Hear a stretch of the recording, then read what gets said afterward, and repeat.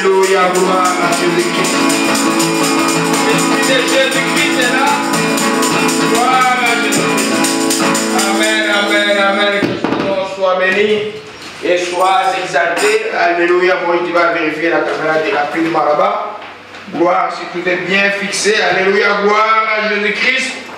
Son nom est béni éternellement. Gloire à Jésus-Christ. Que son nom soit sanctifié. Que son nom soit béni, le Dieu de toute grâce.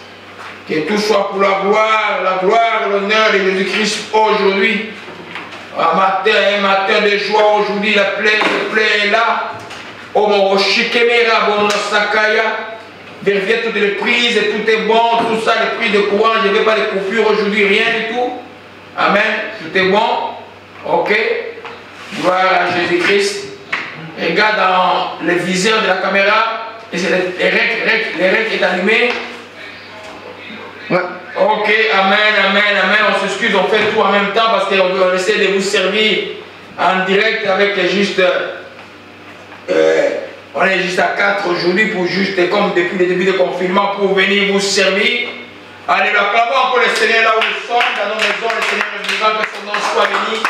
Jésus-Christ de Nazareth, vous voyez que l'Esprit de Dieu continue à fonctionner. Le nouveau cantique, et Dieu continue à agir. Alléluia. Le Seigneur est bon, que son nom soit béni et soit exalté. On va prendre nos Bibles là où vous êtes, et ceux qui sont ici, nous disons simplement Père Céleste, j'ai quitté ma maison vers ce lieu.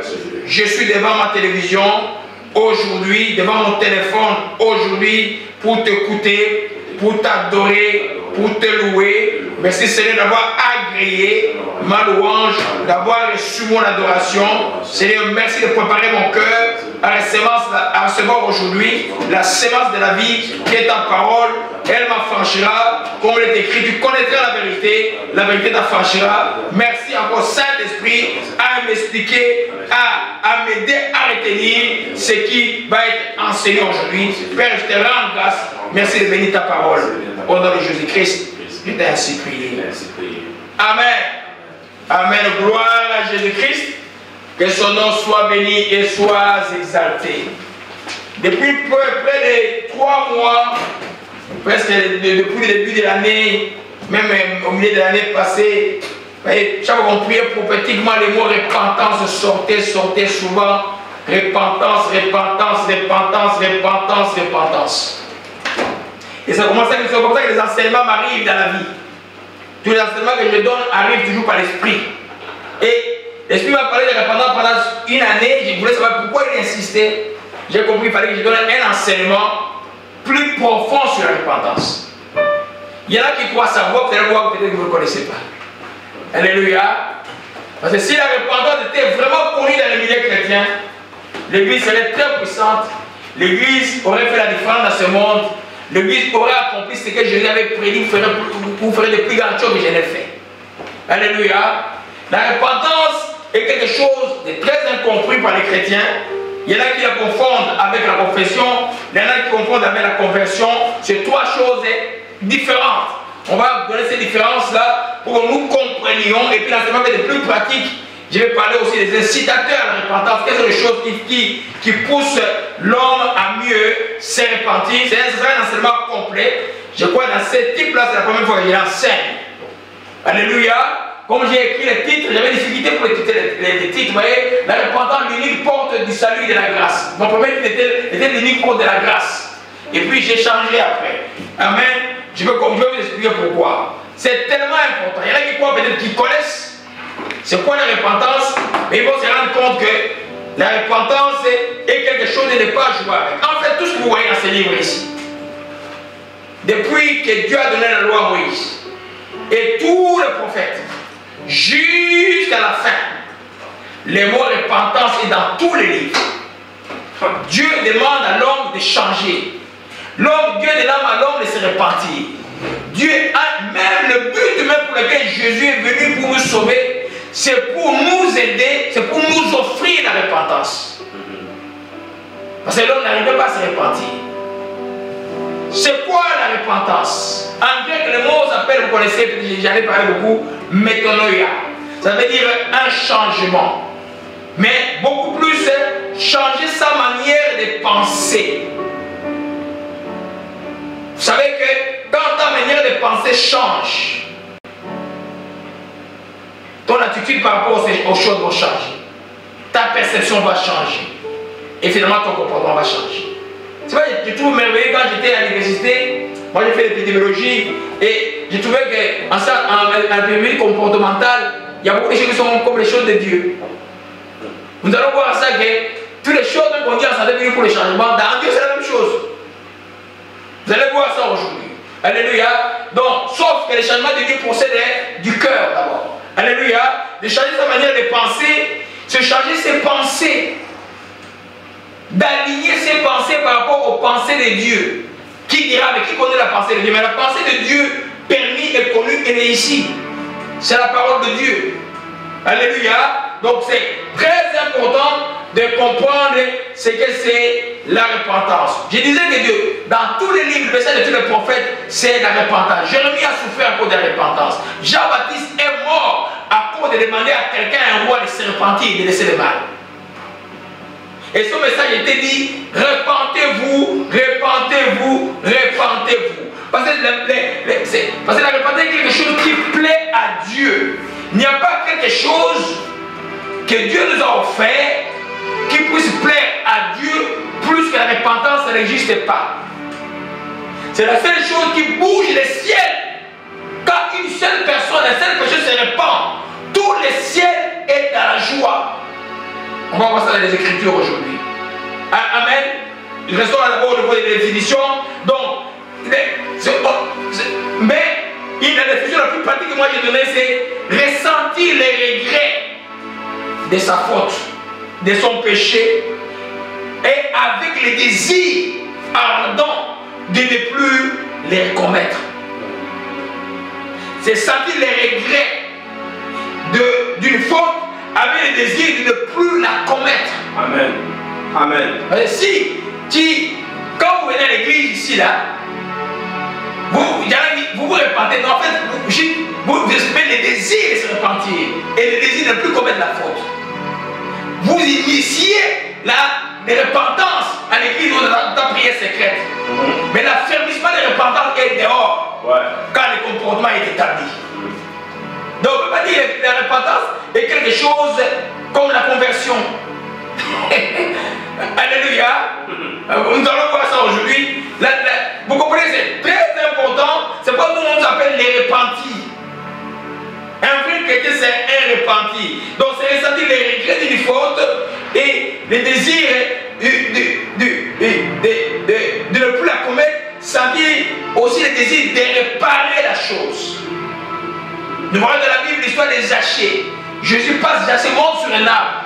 Mais Jésus dit à Zachée, je viens chez toi aujourd'hui. Zachée a confessé son péché, il s'est repenti, mais la repentance de Zachée, comme c'était un voleur, un détourneur de fonds, qu'est-ce qu'il a fait? Il a commencé à retourner aux gens l'argent qu'il avait volé. De la repentance, il y a aussi la réparation qui est dedans. Alléluia. En cette matière où nous allons nous repentir, il faut la réparation soit. Amen. Donc c'est très important de comprendre ce que c'est la repentance. Juste avant que je continue, je voulais juste nous revenir avec les écritures que j'aime beaucoup par rapport à Luc, frère, et qui veut l'Union Luc 15, verset 7 à 10. Regardez cette définition, ressentir les regrets ou les remords d'une faute avec les désirs de ne plus la commettre. Amen. Sentir le désir de réparer la faute. C'est-à-dire, c'est pourquoi quand quelqu'un se répand, ça parle d'une tristesse d'avoir péché, d'une tristesse d'avoir mal fait. Si un chrétien ne sent pas cette tristesse-là, il ne se répandra jamais. Il ne se repentira jamais. Il n'y aura pas de repentance. Tu ne changeras jamais. Tu n'as pas la tristesse par rapport aux fautes commises. Alléluia. Faites nous Luc 15, verset 7. Alléluia. Vérifiez bien tous les paramètres si tout c'est bon. Je lis au nom du Seigneur Jésus-Christ, Luc 15, verset 7.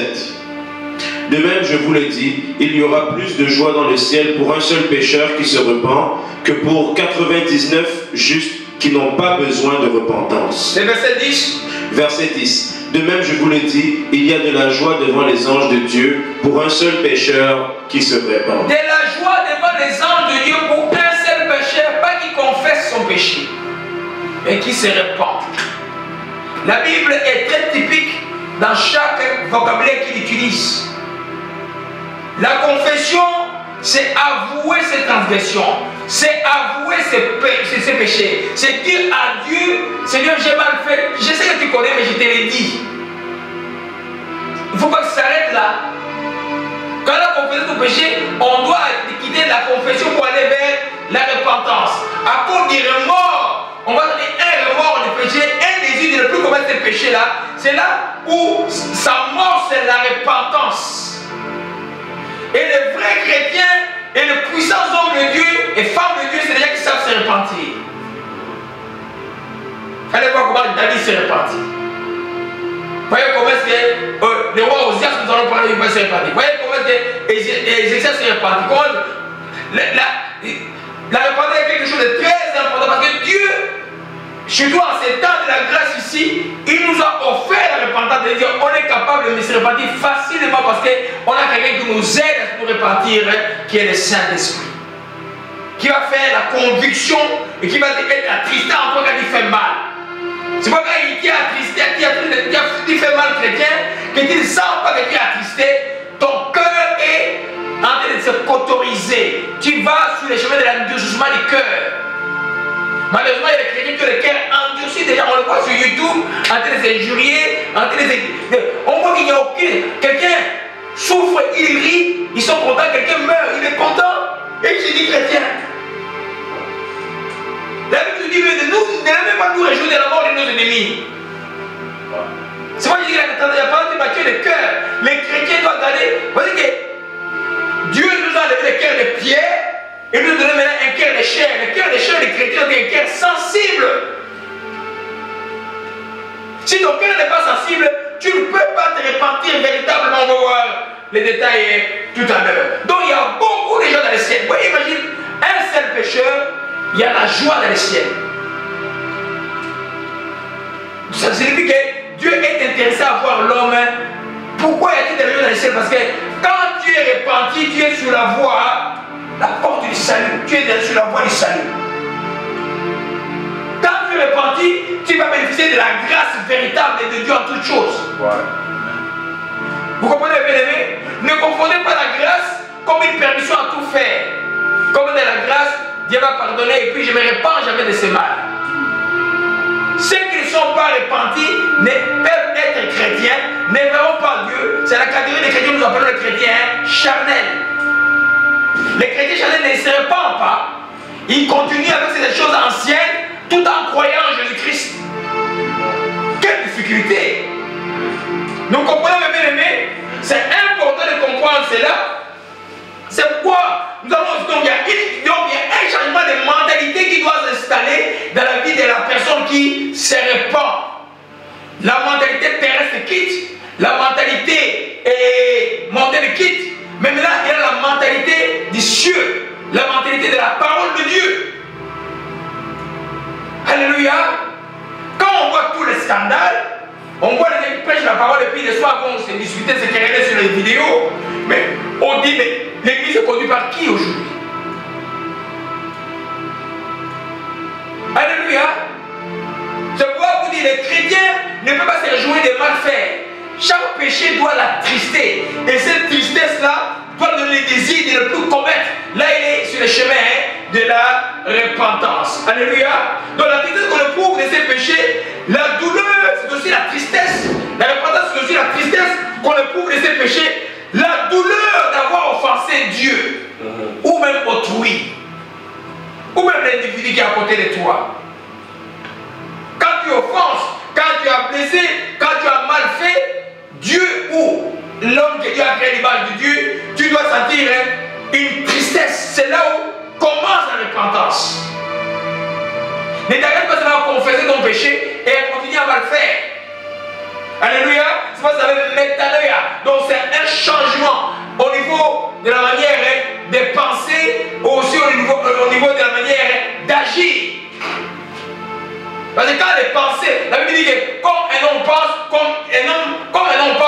il est. Quand tes pensées ont changé, tu vas ressembler à tes pensées. Si tes pensées sont mauvaises, tes actions seront mauvaises demain. Tes paroles aussi seront mauvaises. Car la Bible dit, la Bible dit aussi que de la bouche du cœur de la bouche, pas.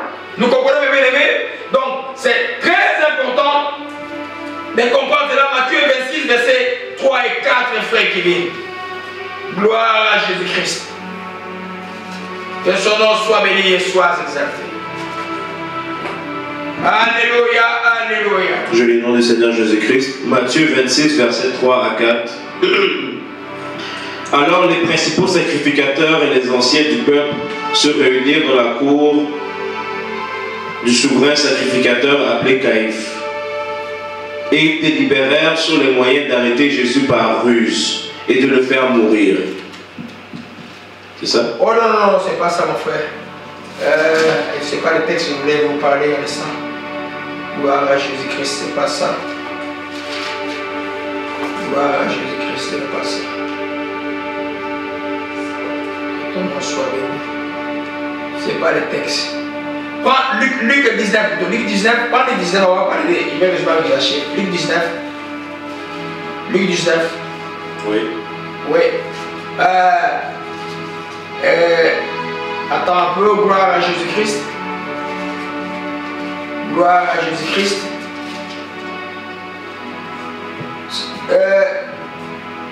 Lis à partir du verset 5 jusqu'au verset 10. Je lis le nom du Seigneur Jésus-Christ. Amen. Lorsque Jésus fut arrivé à cet endroit, il leva les yeux et lui dit, Zachée, hâte-toi de descendre, car il faut que je demeure aujourd'hui dans ta maison. Zachée se hâta de descendre et le reçut avec joie.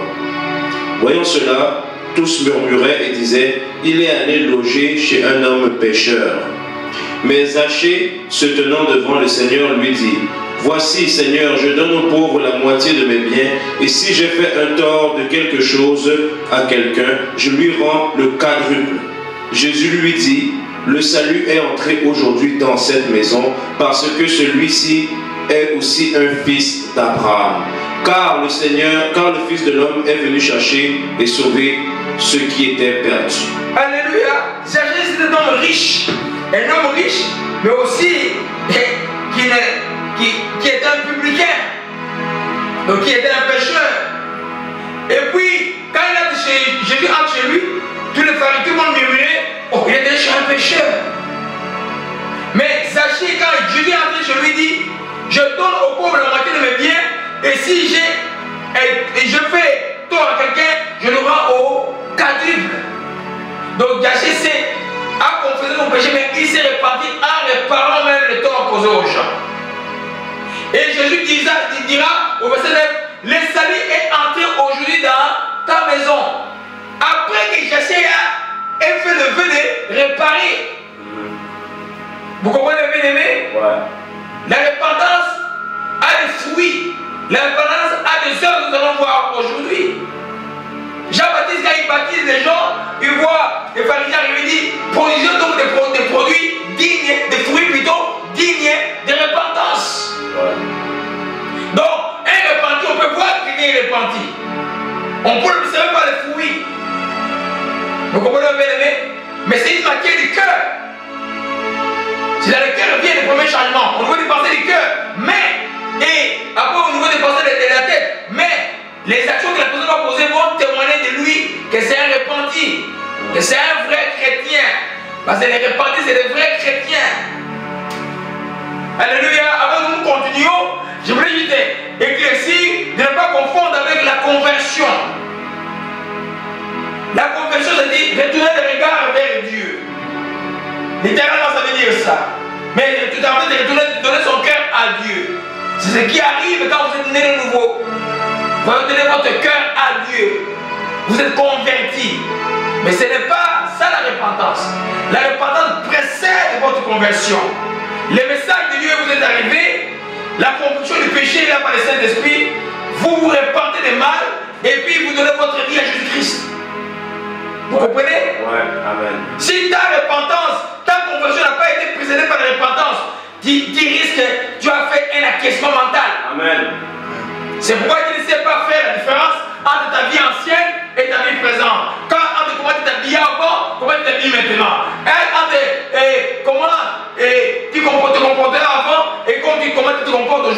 faire la différence parce que tu ne peux passer par la filière, passer des tristesses, passer un mort qui cause le péché dans le cœur de l'homme qui veut venir à Dieu. Alléluia. C'est pour la conversion en grec, son nom c'est épistréphos, épistréphès, c'est à toi un peu, c'est l'homme qui voit ensemble, épistrophe. Ça veut dire se tourner vers, le fait de se tourner vers Dieu ou de faire demi-tour. Mais tu fais demi-tour pour aller où? Revenons sur le texte de Jachée. Et Jésus dit au verset 9, le salut est entré aujourd'hui dans cette maison parce que celui-ci aussi est un fils d'Abraham. Donc la conversion te fait retourner vers ton Créateur. C'est quoi? Parce que tu as été racheté, c'est l'œuvre de la rédemption du Christ. Quand tu es né de nouveau, tu es retourné vers ton Créateur. Tu es retourné vers Dieu. Vous comprenez? Ouais. C'est très important. Amen. C'est pas, il ne faut pas confondre. Oh, moi je suis converti, mais c'est bon. Mais maintenant, il faut vivre une vie de repentance. Nous comprenons, mes bien-aimés? Alors, beaucoup se sont limités à la conversion. Ils n'ont jamais amorcé la vie de la repentance. C'est pourquoi il n'y a pas de croissance spirituelle sans une vie établie de la repentance. Tu ne vas pas grandir. Tu vas vivre une vie de chrétien charnel. Tu vas à l'église, le travail va peut-être bien t'occuper, tu es occupé. Ah, c'est dimanche, tu cours à l'église, ah, tu reviens, tout ça. Mais les habitudes ne changent pas. Je viens avec mon enseignement sur j'ai nommé papillon quelque chose comme ça là. C'était en politique, papillon quelque chose là. Sur la croissance spirituelle, c'est le meilleur enseignement que j'ai donné. Tu ne grandis pas. Un chrétien qui ne grandit pas, il régresse. On ne stagne pas dans la vie chrétienne. Quand il ne grandit pas, tu régresses. Alléluia. Donc, tu vas te rendre compte plus tard que tu as vraiment régressé, mais c'est vraiment trop tard. Mais la base de tout progrès chrétien, c'est s'affermir dans une vie qui est conforme à Dieu, à une vie de repentance. Okay? Tu retournes place des choses. Donc, ne pas confondre la conversion avec la repentance. Amen. Et quand, juste pour vous parler de la conversion rapidement, sans entrer en détail, 2 Corinthiens 3, verset 16, frère Kevin.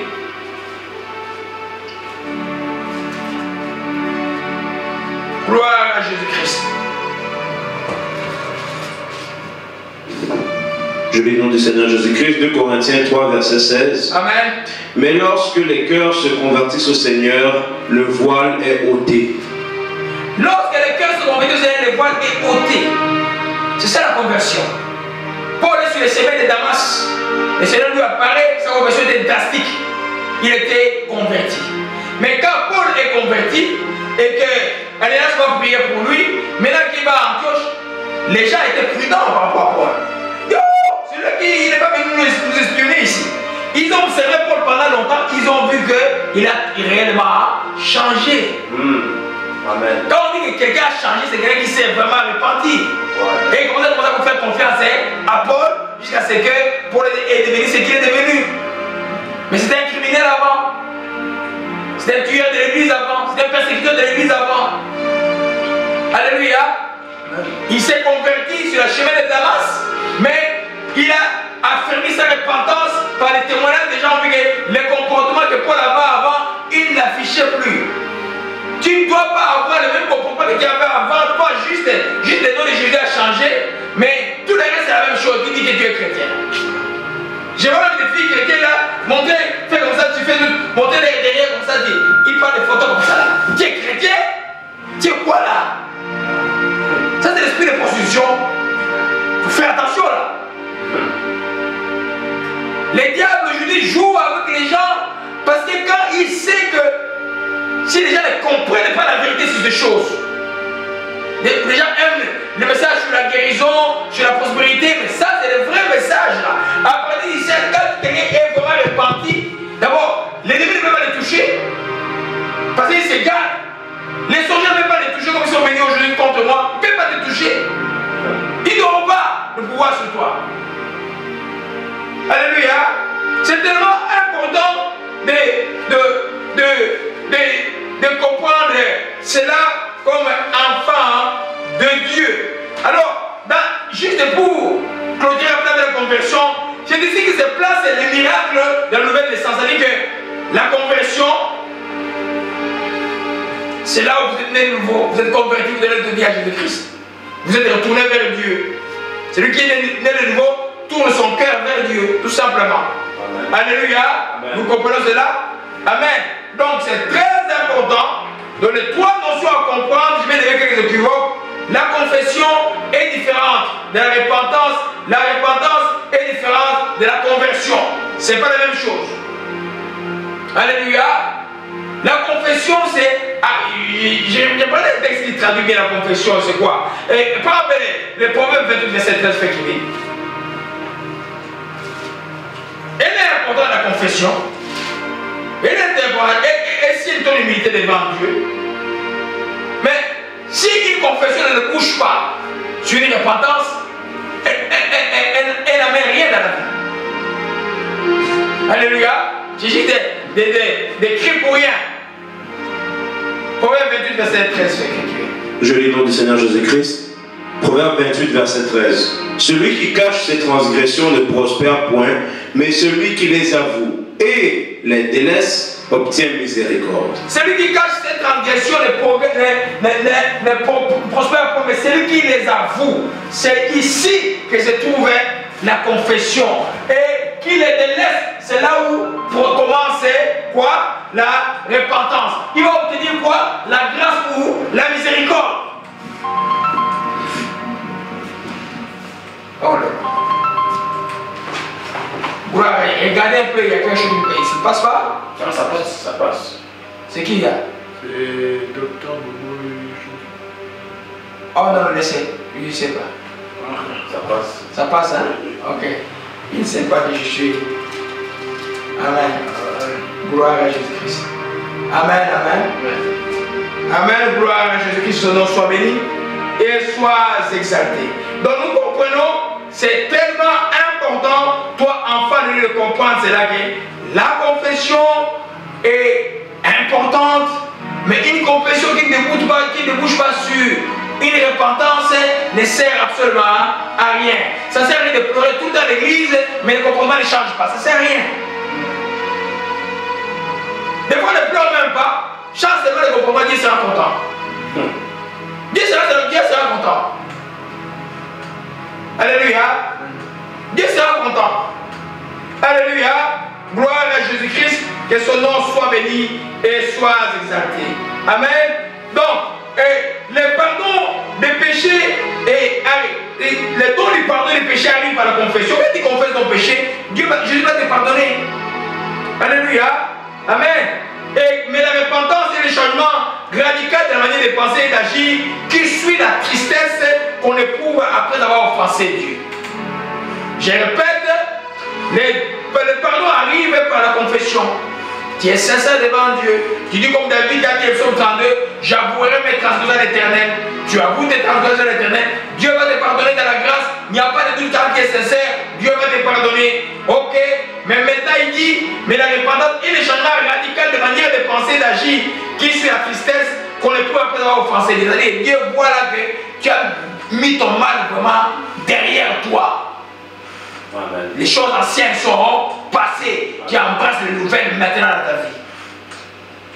Ne dis pas que tu n'as pas cette capacité-là, parce qu'en Christ Jésus, c'est Jésus qui nous le donne les deux. Et le pardon des péchés et la repentance. C'est une grâce des chrétiens qui ne se répandent pas. Il n'a pas la volonté de se repentir. Parce que Dieu nous offre par le Saint-Esprit la possibilité de se repentir. Si tu as le Saint-Esprit en toi, il ne te laissera pas tranquille quand tu fais le mal.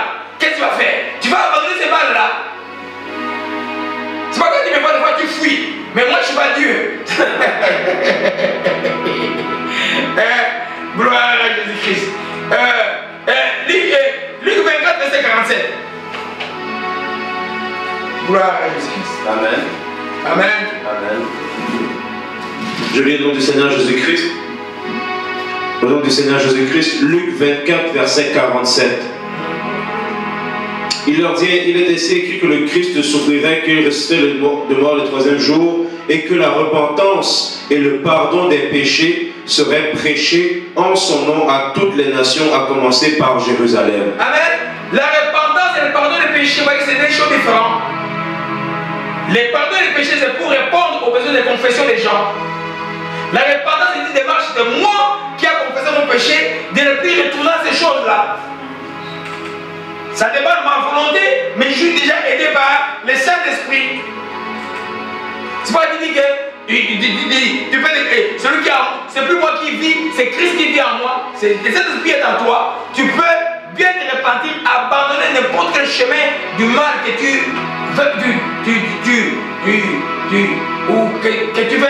veux suivre, ou tu avais l'habitude de suivre. Alléluia. La repentance et le pardon du péché serait prêché. Donc, nous voyons que le message principal de l'évangile, c'est ça. Tous les enseignements qu'on vous donne, c'est pour que les gens arrivent à la repentance. Tous les enseignements pour à changer nos pensées, nos manières de faire, que cela soit conforme, plaise à Dieu. Ce n'est pas le légalisme, il y en a qui font de la grâce. Seigneur vit les péchés, que Dieu nous pardonne tout le temps, c'est ça la grâce. Mais non! Il y a des choses je t'ai dit, toi, les choses que Dieu nous a données pour que nous vivions une vie qui nous plaît sur cette terre, que tu sois la lumière du monde. Celui qui ne se répand pas, est-ce qu'il peut être la lumière du monde? Non, impossible. Est-ce que les croyants peuvent voir? Et un jour, on était dans les années 95, on était déjà là à l'époque, et on était. Il disait non, pasteur, non. Moi, je n'étais pas encore pasteur à l'époque, dans les années 90. Alors, il disait, ah ben, fais-le non, c'est boire, c'est mauvais. Et moi, j'ai dit, c'est pas défendu de la Bible. Et tout, nous pouvons boire. Tout. Moi, maintenant, mon enseignement, je donne non. C'est pas ça de boire. Quand tu commences à boire un verre, tu vas devenir ivre un jour, tu vas pécher. Et puis finalement, j'ai un frère qui était le frère Simon, lui pose la question. Entre un pasteur qui fume et un pasteur qui ne fume pas, qui préférez-vous? Oh, celui qui ne fume pas. Mais pourquoi? Pour se fumer, c'est pas un péché. Entre un pasteur qui boit et celui qui ne boit pas, qui préférez-vous? Oh, celui qui ne boit pas. Vous voyez que les non-croyants est touché par ton comportement chrétien. Oui, il est touché par ton comportement. Celui qui parle de cannabis au point là, et quand tu vois, il montre comme il est fort, mais il est touché. Mais comment il ne prend pas le cannabis? Il est fort. Mais toi, tu es fort parce qu'il ne prend pas le cannabis. Il sait que tu es comme une lumière pour lui. C'est pourquoi quand il vient lui annoncer l'évangile, il peut venir plus facilement. Mon voisin me disait, ah, je prêche, mais j'évangile, mais quand on me voit avec le cannabis là, les gens après se découragent. Mon premier reste seulement le cannabis. Il évangile, mais il a le cannabis en fond de la bouche. Mais avec son évangile, évidemment, l'évangile des noirs, là, auquel je ne crois pas. Alléluia. L'évangile, on dit qu'il faut haïr les gens. Non, moi je ne suis pas dans cet évangile-là. Alléluia. Gloire à Jésus-Christ. Amen. Que son nom soit béni. Acte 5, verset 31. Juste, c'est des notions importantes de bien-aimés. Gloire à Jésus-Christ. Acte 5, verset 31.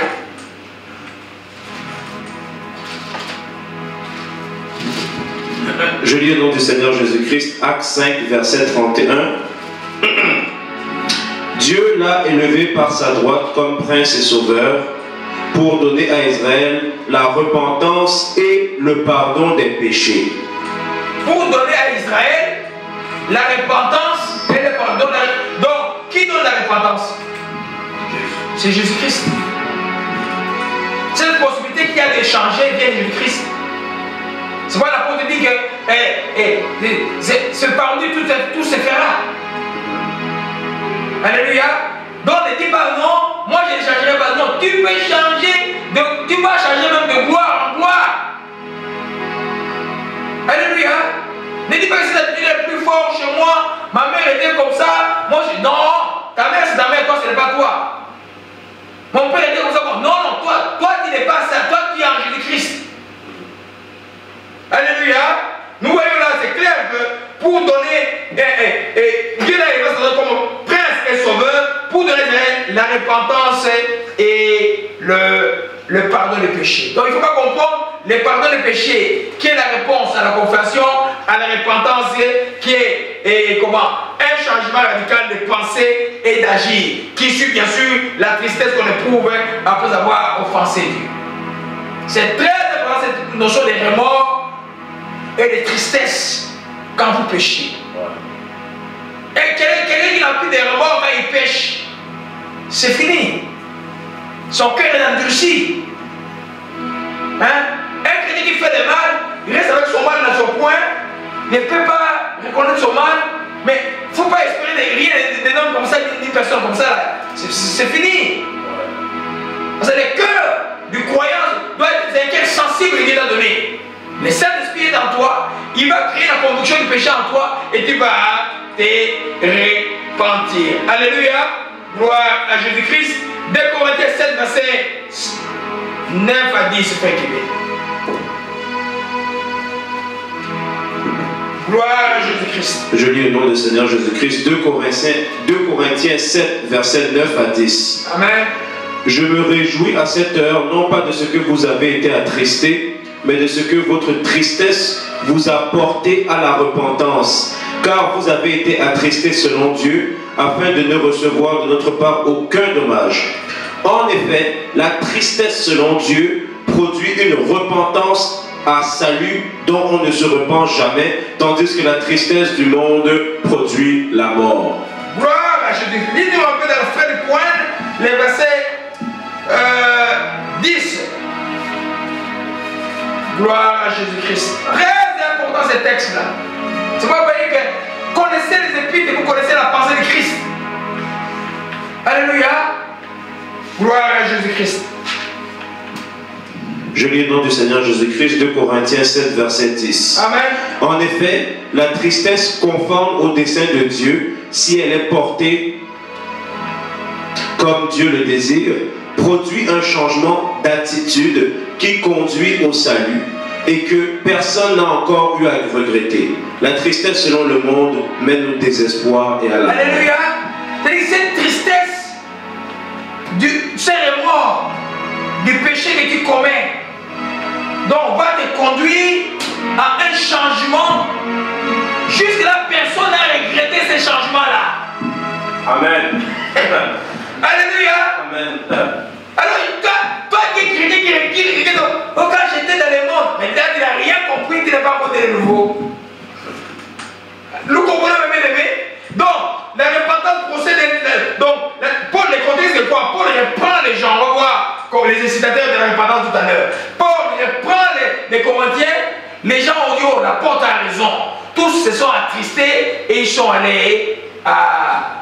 Oh, mon chic, un témoignage m'arrive, ça m'échappe. Ils se sont repentis. Vous comprenez, bien aimé?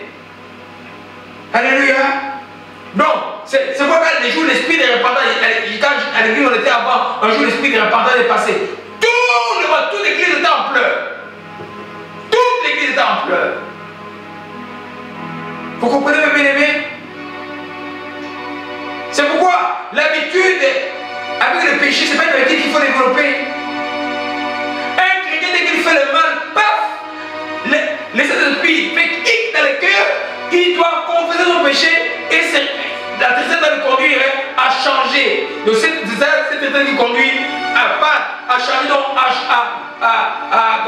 changer, et ce changement ne va pas seulement se faire à l'église, doit continuer à s'établir dans la vie. Alléluia. C'est là où va se développer ton caractère chrétien. Le caractère chrétien comme base, la repentance. Les choses que tu as abandonnées, tu vas les récupérer. Alléluia.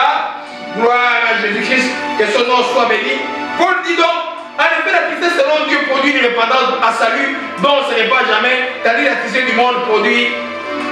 La tristesse du monde conduit quoi? À la mort, c'est là où les gens vont se suicider. La tristesse du monde là conduit à la mort. Mais la tristesse devant Dieu pour un péché conduit à la vie. Et cette vie-là a comme si des spirituels dans les ciels. Pourquoi il y a la force de continuer quand dès que tu te repens, au ciel là-bas il y a la joie. Amen. Donc quand il y a la joie dans les ciels, les saints de Dieu sont encouragés d'aller sur ce chemin. C'est le bon chemin, c'est le bon chemin, c'est le bon chemin. Ne regrette pas, c'est le bon chemin. remet de l'argent aux gens. Quelqu'un peut avoir des remords, non? Dans la Bible, on parle des riches, des jeunes riches à qui Jésus a demandé la même chose, il n'a pas fait. Il est parti. Vous comprenez, mes bien-aimés? Ça veut dire que j'achète vraiment un vrai repenti. Gloire à Jésus-Christ. Amen, que son nom soit béni et soit exalté. C'est une notion très importante à comprendre.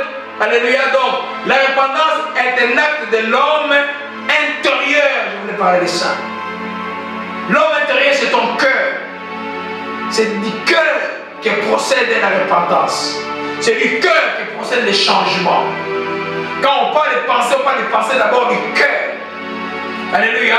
C'est tellement important. Si ton cœur ne change pas, tu ne vas pas produire les produits dignes de repentance. C'est pourquoi, comme c'est une matière du cœur, que les gens ne peuvent pas voir absolument, elle a besoin de quoi? De produire quoi? Des fruits qui attestent ces changements. Les changements se fait dans le cœur. Ton remords se fait dans le cœur. Ton amour des changements se fait dans le cœur. Mais les gens vont voir le fruit. Que tu n'es plus la même personne. Les gens qui venaient rôder tout le temps pour les bêtises, disent ah, c'est lui, il n'est plus la même personne. Je me rappelle quand j'étais converti, mon meilleur ami m'a dit ah, je te donne seulement 3 mois. Tu vas nous rejoindre là, on va manger dans les restaurants. Et j'ai dit non, je ne viendrai pas. Il a attendu 3 mois, je ne suis jamais revenu. 10 ans après, c'est moi qui l'ai baptisé dans l'eau. Hein? Vous comprenez, bien aimé? Amen. C'est-à-dire que quand tu te repens, tu es encouragé, c'est la voix du Saint-Esprit. C'est une repentance qui amène à la vie. Amen. La repentance qui amène à la mort, et ce n'est pas une bonne chose. Vous savez même, Judas qui a trahi Jésus-Christ. Judas s'est repenti, vous savez ça? Judas, quand il a vu qu'on devait crucifier Jésus-Christ, il a pris l'argent, il allait le remettre, il a jeté ça là-bas, et puis il s'est repenti, mais malheureusement, la culpabilité était plus forte que lui. Il est allé se tuer. Vous comprenez, mes bien-aimés? Alléluia. Il peut même être avec Jésus-Christ, rester méchant jusqu'au bout. Non, il s'est repenti. C'est pas moi qui l'ai dit, c'est la Bible. Peut-être on va lire ça pour ceux qui veulent être pour tout. Attends, on va trouver ça. Gloire à Jésus-Christ, que son nom soit béni. Que son nom soit exalté. Gloire à Jésus-Christ. Que son nom soit béni.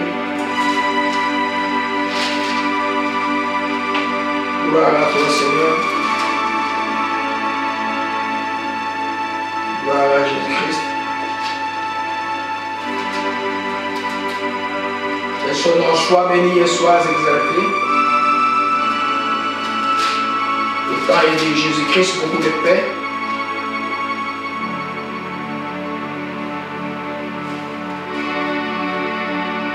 Attends, on va le lire peut-être avec 22 rapidement.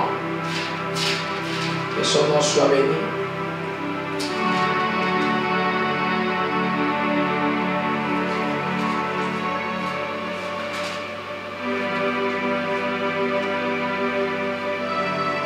Gloire à Jésus-Christ. Que son nom soit béni. Gloire à Jésus-Christ. Que son nom soit exalté. Non, même dans Matthieu 27, rapidement. Frère Kevin, verset 3 à 4. Je lis le nom du Seigneur Jésus-Christ, Matthieu 27, versets 3 à 4. Amen. Alors Judas, qui l'avait livré, voyant qu'il était condamné, se repentit et rapporta les 30 pièces d'argent aux principaux sacrificateurs et aux anciens en disant « J'ai péché en livrant le sang innocent. » Ils répondirent « Que nous importe, cela te regarde. » Amen. Je voulais parler de cette notion de réparation. Ça veut dire que tu as volé quelque chose. Si tu ne le remets pas, ta repentance n'est pas complète. Alléluia. Tu as ramené quelque chose de quelqu'un, toi tu vas confesser ton péché à Dieu, et puis tu ne retournes pas la chose. Non, tu dois retourner la chose. Judas a retourné l'argent, il a retourné. Zaché a promis de payer 4 fois plus à ce qu'il a ramené quelque chose. Amen. Il y a des actes qui prouvent faut que tu t'es repenti de quoi? Du vol, de la rapine, de ce que tu as fait auprès des gens. Alléluia. Gloire à Jésus-Christ. Donc, c'est les péchés qui ont besoin de repentance. Et donc, c'est les péchés qui ont besoin de repentance, c'est ce que la Bible dit. Je me posais la question hier, mais qui n'est pas pécheur? Alléluia. C'est les péchés qui ont besoin de repentance, c'est le principe que nous voyons. Mais qui n'est pas péché quand la Bible dit que celui qui dit qu'il n'a pas de péché, c'est un menteur. En nom de tel, la repentance est pour tous les hommes. Parce que tous les hommes, la Bible dit qu'ils ont été privés de quoi? Ont péché, sont privés de quoi? De gloire. Donc chaque homme a besoin de se repentir. Toi, chrétien aussi, quand tu examines ta vie, s'il y a des choses qui ne marchent pas, qui offensent Dieu, tu as besoin, non pas seulement de confesser, mais de changer ces choses-là. Toi qui critiques tout le temps, tu sais de critiquer. Toi qui colportes tout le temps les histoires, tu sais de colporter les histoires. Toi qui calomnies les gens, tu sais de faire. Toi qui soupçonnes, tu arrêtes de soupçonner. Amen. Amen. Si je vais rentrer un peu plus pratique, quand tu vas dans l'amour, par exemple, quand tu n'es pas patient, tu commences à être patient. C'est une repentance que tu fais. Quand il n'y a pas de bonté, tu continues tu commences à faire des actes de bonté, tu marches dans l'amour. Quand tu t'irrites, tu arrêtes de t'irriter. C'est une repentance. Vous voyez, c'est pourquoi j'ai posé la question. Qui ont besoin de repentance? La Bible dit que c'est le péché. On a vu ça. Amen. Quand le péché se répand, il y a la joie dans les ciels. Mais qui n'est pas pécheur? Alléluia. Luc 5, verset 32, frère Kevin.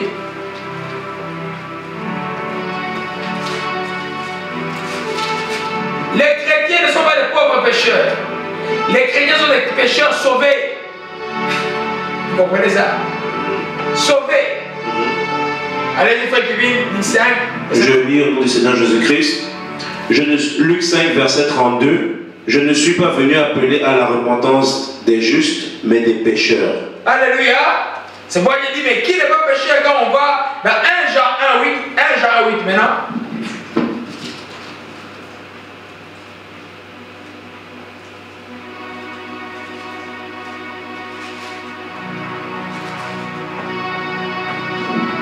Je lis dans le Seigneur Jésus-Christ. Lis le verset 8.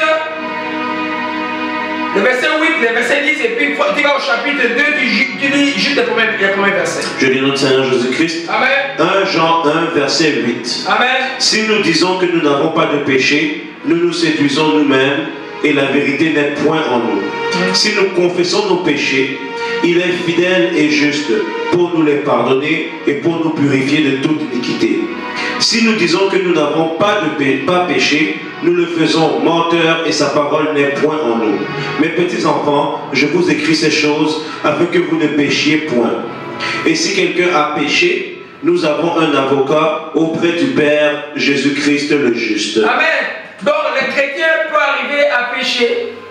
Quand tu pêches, confesse et repens-toi, ne vis pas une vie de péché. Le verset 1 dit, afin que vous ne péchiez, je vous écris toutes ces choses-là que Paul et Jean écrit au chapitre 1, et c'est pour nous amener les enfants de Dieu à ne pas avoir une vie de péché, d'avoir une vie de quelqu'un qui est repenti. Une vie de péché, c'est l'habitude de pécher. Les chrétiens peuvent arriver et tu pêches, tu demandes pardon. J'ai déjà pourvu à ça. Et quand tu demandes pardon, tu dois te repentir de ce mal-là. Et tu ne fais plus ce mal-là par la force de Dieu. Ne dis pas que c'est plus fort que toi parce que c'est lui qui t'offre la repentance. C'est lui qui a la force de la repentance en toi. La force de la repentance dans la vie des chrétiens, c'est Dieu qui change des choses en nous. Nous comprenons, mes bien-aimés? Amen. Des fois, je regarde, j'ai déjà compris la vie de la grâce. Dieu nous a tout offert. Hein? Quand Paul dit je prie tout par le Seigneur qui me fortifie, il parle aussi des changements en cela. Alléluia, gloire à Jésus-Christ. Amen. Donc, les pardons de péché et la repentance sont deux choses différentes. Amen, accordées par Jésus-Christ, on l'a vu. Et Jésus-Christ qui pardonne le péché nous donne aussi la force et la possibilité de changer par sa force. Jésus sur ça ne dit pas c'est plus fort que moi, c'est faux là. C'est faux. Quand tu dis un nom qui va d'accord avec la parole de Dieu, les saints lui donnera la force pour que le nom soit plus fort, que le mal ne gagne pas. La meilleure chose qu'il a déjà fait, tu as donné ta vie à Jésus-Christ. Tes péchés ont été pardonnés. Maintenant, use de ta volonté, utilise ta volonté par la force de Dieu de ne plus refaire ces mêmes choses. Trouve la sagesse dans la Bible. Pour certaines choses, on dit, Dieu dit, fuis, tu fuis, l'impudicité, il faut fuir, l'idolâtrie, il faut fuir. Si tu ne fuis pas, ces choses-là vont t'attraper. Alléluia, gloire à Jésus-Christ, que son nom soit béni et soit exalté. Amen. Donc, on a déjà, donc, juste pour, avant que je passe à ce que je vais enseigner tout à l'heure, la séquence est celle-ci. L'évangile est annoncé. Les cœurs sont vivement touchés comme dans Actes chapitre 2.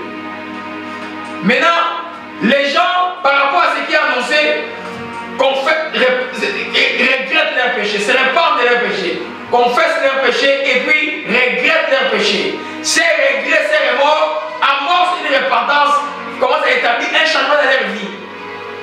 Alléluia. Et donc, après, il faut maintenir cela toute la vie.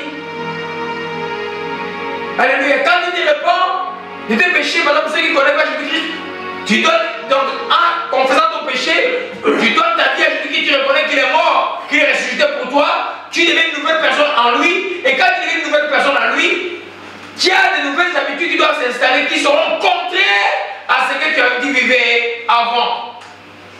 Et là, la parole de Dieu va t'aider à trouver quelle habitude que tu dois apprendre. Alléluia. Et la repentance va continuer parce que quand il est nouveau, il y a certaines choses que tu ne comprends pas, tu vas commencer à laisser en cours de route. Ah, ça je comprends, je laisse tomber, je prends. Ça je comprends, je laisse tomber, je prends ce que Dieu propose. Et c'est pourquoi je dis que la repentance est quelque chose de perpétuel dans la vie du chrétien. Alléluia. Gloire à Jésus-Christ. Que son nom soit béni et soit exalté. Le temps est de Dieu pour tout et pour mon chic manqué. Que ton nom soit béni. Donc, c'est parti, c'est un travail de toute une vie. C'est pourquoi la Bible dit, soyez vigilants. Pourquoi la Bible dit que cette fois juste tombe, cette fois quoi? Il se relève. Ça veut dire quoi? Il a commis un péché, il se relève, il se rétablit dans la volonté de Dieu. C'est ça une vie de repentance. Alléluia. C'est repentance, c'est un travail de toute une vie. Alors que la décision de tourner vers Dieu, la conversion, on l'a fait une seule fois. On est converti une seule fois, on n'est pas converti deux fois. Mais on se répand toute la vie. Amen. Et c'est à l'église que ce qu'on fait quand tu te répands, tu amorces par les regrets, par la tristesse, et comment c'est désir de ne plus commettre ces choses-là. Dieu le voit et puis te renforce et dans la condition dehors, elle a dit faire ces choses-là. Mais si par exemple tes chutes sont dues à l'entourage, c'est que tu ne changes pas l'entourage, tu vas toujours chuter. Amen. Si c'est sédatif, même aujourd'hui là, je dirais électronique, qui t'a poussé à pécher, qui est toujours avec ces choses-là, tu vas toujours tomber.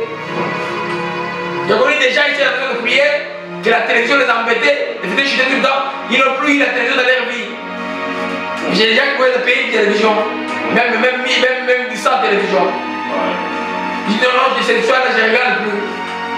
Parce que le royaume des cieux est tellement important. Je me demande comment les parents, même si les jours ils voient les enfants qui ne connaissent pas encore Dieu, mais ils sont contents, et puis ils dorment, et puis ils se promènent. Mais c'est une catastrophe. Mais bien aimé, l'affaire est quelque chose de réel. Gloire à Jésus-Christ, que son nom soit béni et soit exalté. Donc la repentance est la chose qui plaît le plus à Dieu comme on a vu. Amen. Et nous mettons sur le chemin du salut, nous le titre, le livre porte du salut. Tu veux voir Jésus, demeure repentant. Alléluia. Demeure repentant. Tu veux te protéger même par les démons, demeure repentant. Parce que quand tu es repentant, tu es en communion avec Dieu. Quand tu es en communion avec Dieu, le mal ne peut pas te toucher. Vous comprenez, mes bien-aimés?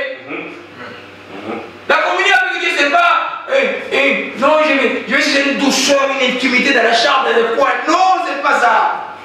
C'est garder sa parole. Demeurer en lui. Alléluia. Je n'ai rien contre les sentiments, les moments. Oui, c'est bon. Mais demeurer dans la parole, ces sentiments seront purs.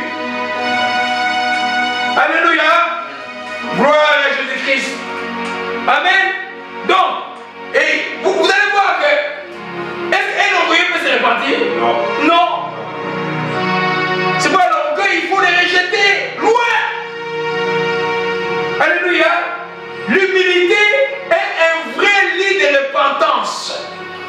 Seuls les humbles, les gens qui sont soumis à Dieu et qui craignent Dieu, qui peuvent se repentir véritablement. C'est pas que quelqu'un a un problème de se repentir, je doute de foi de sa nouvelle naissance. Alléluia. Alléluia. Gloire à Jésus-Christ. C'est parce que si on peut revenir un peu en arrière, c'est celui qui a un cœur brisé et contrit. Le cœur brisé et contrit, le psaume 51, verset 9, est simplement dit, Dieu ne dédaigne pas un cœur brisé et contrit, c'est celui qui est attristé par la faute. Et qui a ces désirs profonds de ne plus commettre la faute. Et dans la repentance, il y a une sagesse qui se développe. Un repentant voit les dangers de loin maintenant là. Il dit, oh, si je fais ça, voilà ce qui va m'arriver. Oh, il s'échappe. Un chrétien commence à entrevoir les dangers de chaque acte qu'il pose avant de poser l'acte. C'est un chrétien qui devient un chrétien mûr et sage. Nous comprenons, mes bien-aimés? Gloire à Jésus-Christ, que son nom soit béni et soit exalté. Amen. Je vais passer à la deuxième partie qui est la partie C qui est importante, et un peu plus schématique, plus pratique pour les gens de pouvoir suivre. Je vais parler de ce qui nous pousse à mieux nous repentir. Qu'est-ce qui te pousse, toi et moi, à mieux nous repentir? À mieux changer notre manière de penser, d'agir, à nous détourner des choses qui ne sont pas bonnes. J'ai parlé de cette partie, j'ai appelé ça les incitateurs de la repentance. Qu'est-ce qui nous incite, toi et moi, nés de nouveau, à pouvoir changer et à demeurer à cette vie de changement permanent, cette vie de repentance? La première des choses, vous en doutez bien, c'est la connaissance de la parole de Dieu. C'est la connaissance de sa volonté. Il cherche la volonté de Dieu. Ne va pas chercher d'abord dans les visions, les rêves. Tu la trouves d'abord dans la parole de Dieu. Ceux qui connaissent bien la parole de Dieu, et vous voyez, dans les églises, on n'enseigne pas de prier pour le péché qu'on ignore. Il y a des gens qui ont plein de péchés qu'ils n'ont jamais confessés. Ceux qui connaissent bien la parole de Dieu, oh, ils ont un miroir, des tests pour eux, pour pouvoir dire, oh, ça Dieu n'aime pas ça, moi je le fais, j'arrête de faire ça. Si un peuple vit un temps sans parole de Dieu, il est livré à lui-même. Voyez un peu? Vous savez, les produits les plus vendus pendant le confinement, c'est quoi? Non! Le cannabis, c'est le préservatif. Toi, tu es pharmacien, non? Oh. Hein? Et c'est sorti dans les journaux, là, des choses bêtes. Les gens, là, on est dehors, et ils passent à forniquer, mais ils sont tellement, parce qu'ils ne savent pas que c'est eux. Mais là, quand ils attaquent Covid directement, la souffrance, la suffocation est à la fin, il y a une cause encore plus grave. Parce qu'ils n'ont pas la connaissance. Je peux pas dire certaines choses là. C'est 3 choses que j'ai dit dans les journaux. Mais c'est horrible la société. Alléluia. Parce qu'ils n'ont pas la connaissance. Osée 4 dit, mon peuple est détruit parce qu'il lui manque quoi? La connaissance. Quand tu connais bien la parole de Dieu, par exemple, si tu connais 1 Corinthiens chapitre 13, ta repentance sera toujours mieux. Tu sauras que un de repentance c'est pas bon, manquer de côté ce n'est pas bon, s'irriter ce n'est pas bon, C'est vanter l'orgueil, c'est pas bon. Et faire le chemin de Dieu, c'est pas bon, c'est pas l'amour de Dieu ça. Et après, il commet des choses injustes comme au Congo là, c'est pas bon. Et ne pas pardonner, c'est pas bon. Donc, il y a des éléments qui t'attristent, que tu ne fais pas, que tu vas abandonner pour ne pas faire. Tu vas commencer à faire ce que tu as. Tu me conseilles parce que tu connais. Il y a des chrétiens qui ne lisent pas la Bible. La Bible, c'est ennuyeux pour eux. Alors, demain, ils sont étonnés qu'ils sont dans des problèmes. Quand il y a des pasteurs qui vous enseignent, que, comme les enseignements qui disent, ils ont 200 000 vues et puis ils vous disent que les relations sexuelles contre la nature, ça dépend du consentement, mais vous êtes perdus tous avec lui, avec eux tous. Vous comprenez ça? Mais vous savez, il y a des églises qui parlent des gens du même sexe ici. Vous savez ça aussi, non? Mais pourquoi? C'est quoi? Parce qu'ils ne lisent pas la Bible. Il y a des pasteurs qui vont enseigner la philosophie, vous allez enseigner la Bible. Moi, je peux être un bon philosophe, hein? Je suis quand même un homme. Je suis quand même un homme qui a quand même un cerveau. Hein? Mais quand on vient de Dieu, il n'y a pas de philosophie, là, c'est la parole de Dieu. Nous comprenons, bien aimés? Alléluia, Osée 4, verset 6, frère Kevin. Premier initiateur de la repentance, de la connaissance. Même des enseignements que nous donnons. Et quand on enseigne sur quelque chose, oh, tu ne le fais pas. Tu ne réponds pas pour la chose, on te change. Alléluia, Osée 4, verset 6. Oh, l'état du cœur est béni aujourd'hui, l'état du cœur est béni. L'état du cœur est béni dans la patience. Gloire à Jésus-Christ. Je dénonce Seigneur Jésus-Christ. Osée 4, verset 6. Amen. Bon. Mon peuple est détruit parce qu'il lui manque de la connaissance. Puisque tu as rejeté la connaissance, je te rejetterai et tu seras dépouillé de mon sacerdoce. Puisque tu as oublié la loi de ton Dieu, j'oublierai aussi tes enfants. Amen. Oui. Dieu dit, mon peuple est détruit par le manque de connaissance. De quelle connaissance?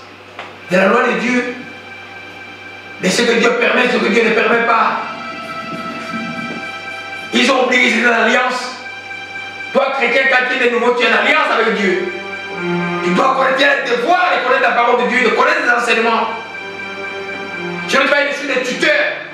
C'est pas on vous tombe, si on te tombe là, on peut faire des choses que la Bible ne justifie pas, qu'il y a des problèmes. Hein? Ouais. Amen. Amen. J'ai vu des gens dans le ministère à qui on a dit toi, marie-toi avec Jésus. Hein? Tu ne vas pas te marier, tu vas te marier avec Jésus. Il y a des églises ici à Montréal à qui on a des jeunes gens ont dit oh, vous mettez des alliances pour vous marier avec Jésus jusqu'à ce que vous allez vous marier. Mais c'est de l'occultisme. Où vous avez trouvé dans la Bible? Hein? Ah, alors vous n'allez pas me dire je ne vous ai pas aidé, hein? Si je n'étais pas têtu, j'ai dit, heureusement que mon gars qui dit la vérité, te dit, sois Trudeau, je vais te dire la vérité, hein? Vous comprenez, mes bien-aimés? Le manque de connaissance. Quand tu deviens chrétien, tu dois connaître la parole, lire la parole, suivre les enseignements, grandir dans l'enseignement pour que passer à cet âge, tu ne sois pas séduit. Sinon, tu vas être détruit. Donc, tu vas manquer les éléments pour pouvoir te répartir. Alléluia, nous avons une histoire très merveilleuse dans la Bible d'un jeune roi. Dieu est devenu roi à l'âge de 8 ans. Comme on dit, Dieu n'a pas d'âge quand il choisit des gens. Amen. Ce roi s'appelait le roi Osias. On va voir son histoire dans 2 Rois, chapitre 22, frère Kevin. J'ai aimé ça hier quand je lisais encore là. C'était ce texte. J'avais même des fois comme des larmes aux yeux. Alléluia. Amen. Frère Kevin dit à partir du verset 10 jusqu'au verset 14. Je lis le nom du Seigneur Jésus-Christ, 2 Rois 21, verset 10 à 14. Amen. Alors l'Éternel parla en ces termes par ses serviteurs, les prophètes. Parce que Manassé, roi de Juda... 2 Rois chapitre 22, frère. Ah, 22, ok. 2 Rois chapitre 22, verset 10 à 14. Amen. Shaphan, le secrétaire, dit encore au roi: le sacrificateur Ilkija m'a donné un livre. Et Shaphan le lut devant le roi. Lorsque le roi entendit les paroles du livre de la loi, il déchira ses vêtements. Il fait quoi? Il fait quoi? Il déchira ses Il fait vêtements. quoi? Il déchira ses vêtements. Alléluia. Et le roi donna cet ordre au sacrificateur Ilkija, à Ashikam, fils de Shaphan, à Akbor, fils de Miché, à Shaphan le secrétaire et à Asaja, serviteur du roi.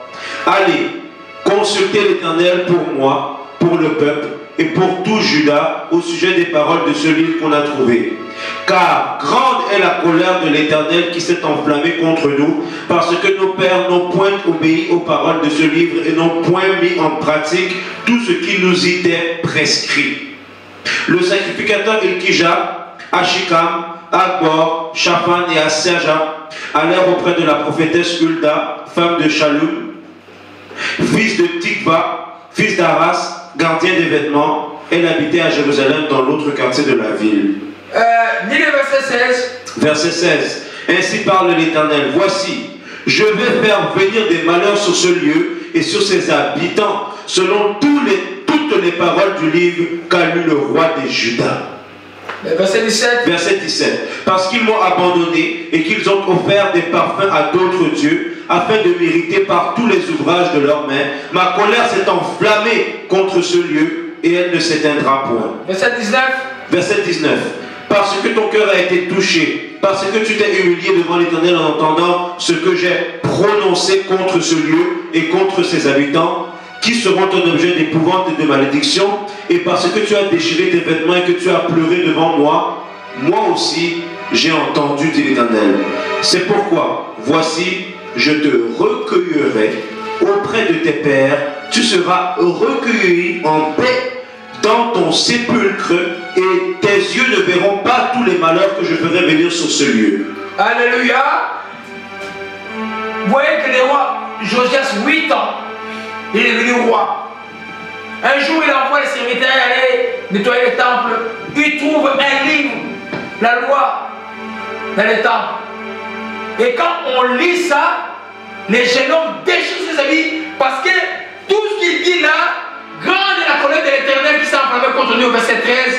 Nous n'avons peur de pas obéir à ses paroles. Où est-ce qu'il les trouve? Dans les livres. Dans le peuple n'avait pas la connaissance.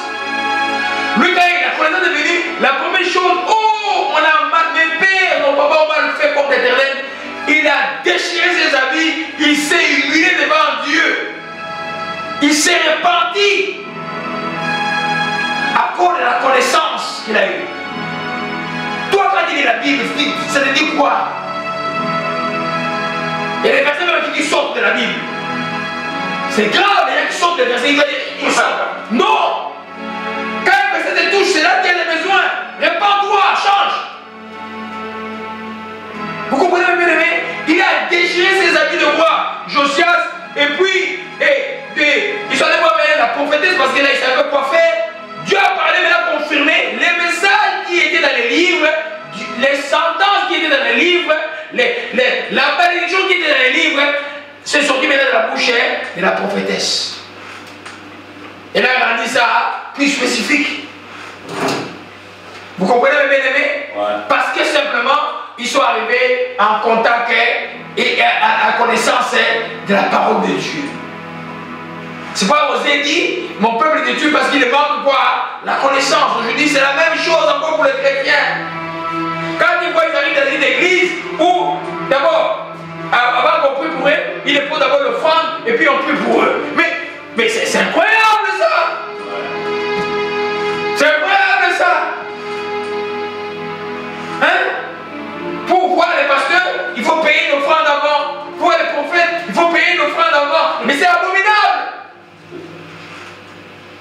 Amen. L'évangile doit être annoncé gratuitement. Mais parce qu'ils ne lisent pas la Bible. Évidemment, avec les petits tours de magie un peu, ils croient que Dieu est là, mais ce n'est pas Dieu. Nous comprenons, bien aimé? Amen. Donc, nous voyons, mais le roi ne s'est pas arrêté là. Il s'est repenti dans la tristesse que Osias a eue. On appelle ça simplement les désirs de ne plus commettre les choses pour son peuple. Il dit dans mon peuple va commettre ces choses-là. Parce qu'il y avait des idoles partout. Les idoles que Salomon avait laissées. Les idoles que tous les rois qui l'ont précédé ont laissées. Les idoles dans les temples. Des Kémosh. Des Baal. Et on faisait passer des enfants par le feu. Tout ça était en Israël. Et il disait qu'il y a le peuple de rois et le peuple de Yahvé. Alors, comme acte de repentance, fait qu'il vient nous. Parce que la repentance, c'est des actes. Il n'y a pas besoin de pleurer, c'est des actes. Amen. Cesse de mal faire, pose des actes. Voyez un peu, regardez un peu comment il fait dans 2 Rois 23, 3 à 5. Je lis le nom du Seigneur Jésus-Christ, 2 Rois 23, versets 3 à 5. Amen. Le roi se tenait sur l'estrade et il traita alliance devant l'Éternel, s'engageant à suivre l'Éternel et à observer ses ordonnances, ses préceptes et ses lois de tout son cœur et de toute son âme, afin de mettre en pratique les paroles de cette alliance écrites dans ce livre. Et tout le peuple entra dans l'alliance. Le roi ordonna à Hilkja, le souverain sacrificateur, aux sacrificateurs du second ordre et à ceux qui gardaient le seuil, de sortir du temple de l'Éternel tous les ustensiles qui avaient été faits pour Baal, pour Astarté et pour toute l'armée des cieux, et il les brûla hors de Jérusalem dans les champs du Cédron et en fit porter la poussière à Béthel. Il chassa les prêtres des idoles établis par les rois de Juda pour brûler des parfums sur les hauts lieux dans la ville de Juda et aux environs de Jérusalem, et ceux qui offraient des parfums à Baal, au soleil, à la lune, au zodiaque et à toute l'armée des cieux. Amen. La liste est longue. Les abominations, lisez ça à la maison. La liste est longue. Lisez-nous juste par exemple les versets 13 encore. Le verset 13. 23, 13. 23, 13. Au nom du Seigneur Jésus-Christ. Le roi souilla les hauts lieux qui étaient en face de Jérusalem sur la droite de la montagne de la perdition et que Salomon, roi d'Israël, avait bâti à Astarté, l'abomination des Sidoniens, à Kémosh, l'abomination de Moab, et à Milcom, l'abomination des fils d'Amon. Alléluia. Ça compte donc, les rois ont saccagé tous les idoles. Pas dire aujourd'hui, toi qui deviens chrétien, tu as encore les livres de la magie chez toi à la maison. Tu deviens chrétien, tu as encore avec des réunions familiaux sur des trucs des ancêtres. Tu ne t'es pas repenti. Ces choses doivent être saccagées tout. Hein? Tu deviens chrétien, toi pour prendre une décision, tu dois consulter encore les esprits des ancêtres. Tu es avec Dieu, avec les esprits des ancêtres. Ça ne marche pas ici. Ce roi Osias a saccagé tout. Parce que seulement il était arrivé à la connaissance de ce qui était écrit. Vous comprenez? Ce qui est écrit. Quand tu lis la Bible, tu ne joues pas avec les choses que tu lis. Ce n'est pas un journal que tu lis. La Bible doit produire quand les choses que je ne fais pas. Ça me pousse quoi? À confesser mon péché, à faire quoi? À me repentir à tout le terme, à changer ma manière de penser. Je prends la même.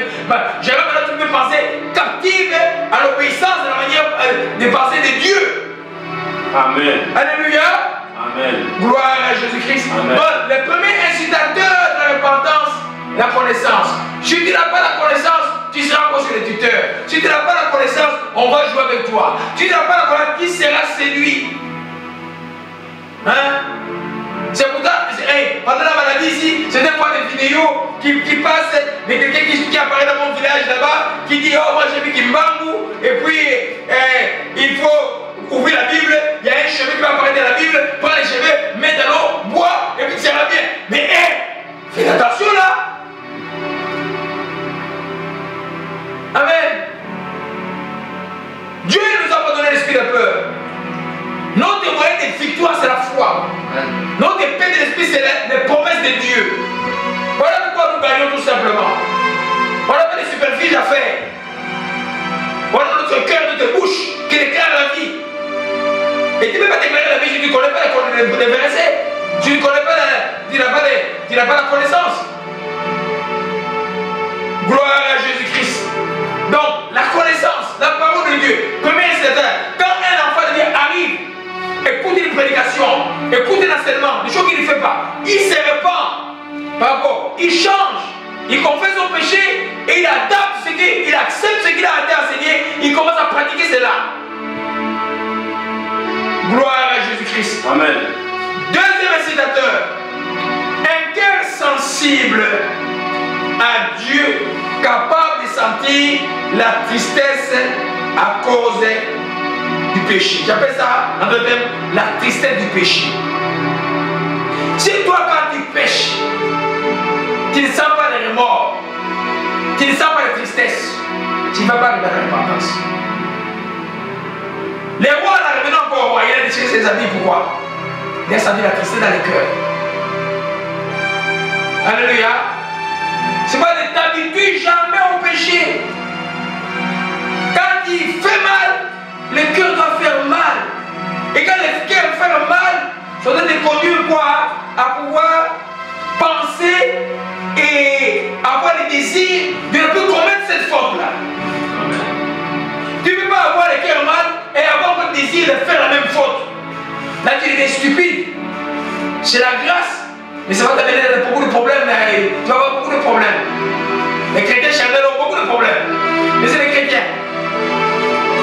Nous comprenons, mes bien-aimés? Alléluia. Nous retournons maintenant à 2 Corinthiens 7, verset 9 à 10. Un cœur sensible. Deuxième citation, un cœur sensible qui est capable de sentir la tristesse qui est cause de péché en l'homme. Alléluia. Les gens qui ne pardonnent pas, je ne sais pas comment ils font. Les gens qui ont la rancœur, je ne sais pas comment ils font. Ils ne peuvent pas arriver à la repentance. Tu ne dois pas garder la rancune avec les gens. Parce que l'ordre de Dieu dit pardonnez-vous. Alléluia. 2 Corinthiens 7, verset 9 à 10. Je lis le nom du Seigneur Jésus-Christ. 2 Corinthiens 7, verset 9 à 10. Amen.